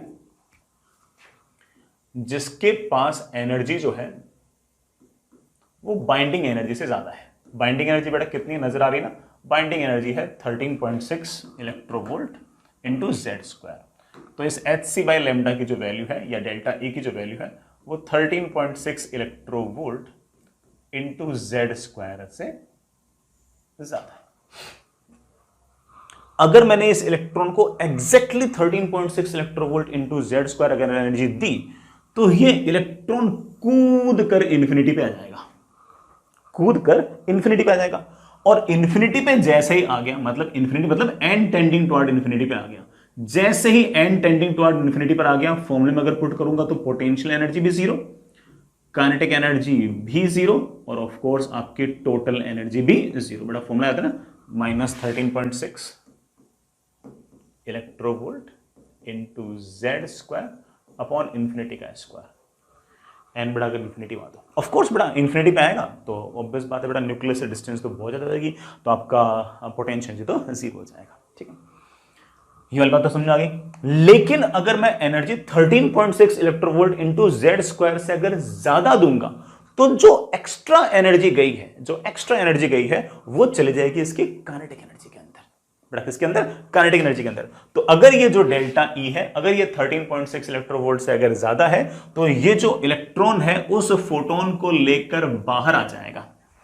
क्या होगा, बाहर आ जाएगा। आपने कितनी एनर्जी दी, मैंने एनर्जी दी डेल्टा ई, इसमें से 13.6 electronvolt into Z square into Z square, ये किसमें वेस्ट हो गई, ये वेस्ट हो गई इस एट्रैक्टिव फोर्स को तोड़कर बाहर आने में।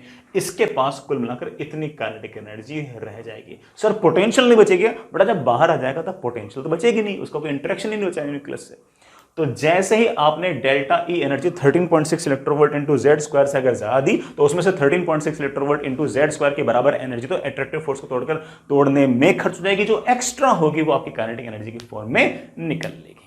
तब ऐसा कह सकते हो, मतलब वर्ड्स में मेरे ख्याल से लिखने की जरूरत आपको है ही नहीं, आप बड़े आराम से कह सकते हो कि जो फोटोन है उसको एब्जॉर्ब कर लेगी, और एब्जॉर्ब करने के बाद अगर फोटोन के पास energy 13 H C by lambda है तो उसमें से 13.6 इलेक्ट्रोवोल्ट इंटू जेड स्क्वायर इतनी तो वेस्ट हो जाएगी। बेटा किसमें किसमें वेस्ट हो जाएगी, उस बाइंडिंग एनर्जी को ओवरकम करने में।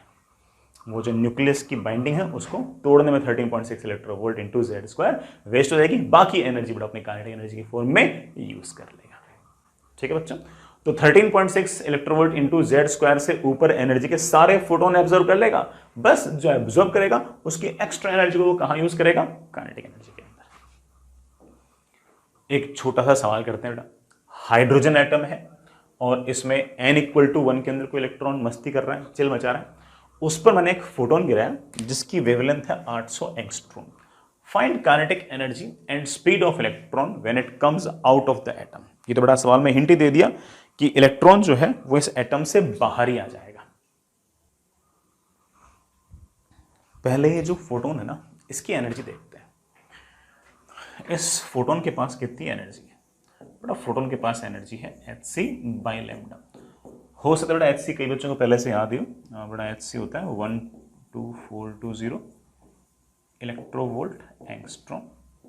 बड़ा ये कितना है 800 एंगस्ट्रॉम। एंगस्ट्रॉम बड़ा आपका क्या हो गया, कैंसिल, और बड़ा मेरे ख्याल से that comes out to be 3,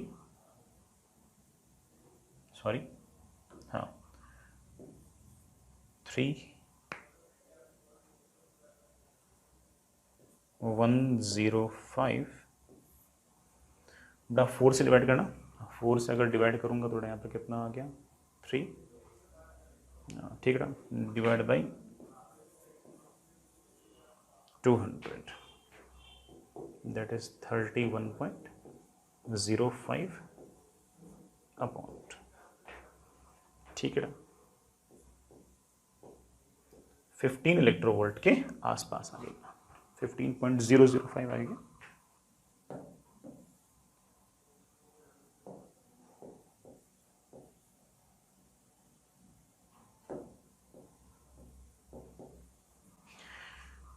ये एनर्जी ऑफ कोर्स बड़ा अपनी बाइंडिंग एनर्जी से ज्यादा है जो कि 13.6 इलेक्ट्रोवोल्ट है। ठीक है बेटा, आगे चलते हैं। अरे यार ये 15.525 हो गया, 15.525। This is of course 13.6 electronvolt से तो ज्यादा। हाइड्रोजन का n इक्वल टू 1 जो उसकी बाइंडिंग एनर्जी 13.6 इलेक्ट्रोवोल्ट है।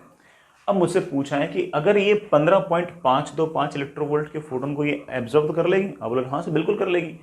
इसको एब्जॉर्ब करके पक्की बात है कि बाहर आ जाएगी, पक्की बात है कि बाहर आ जाएगी।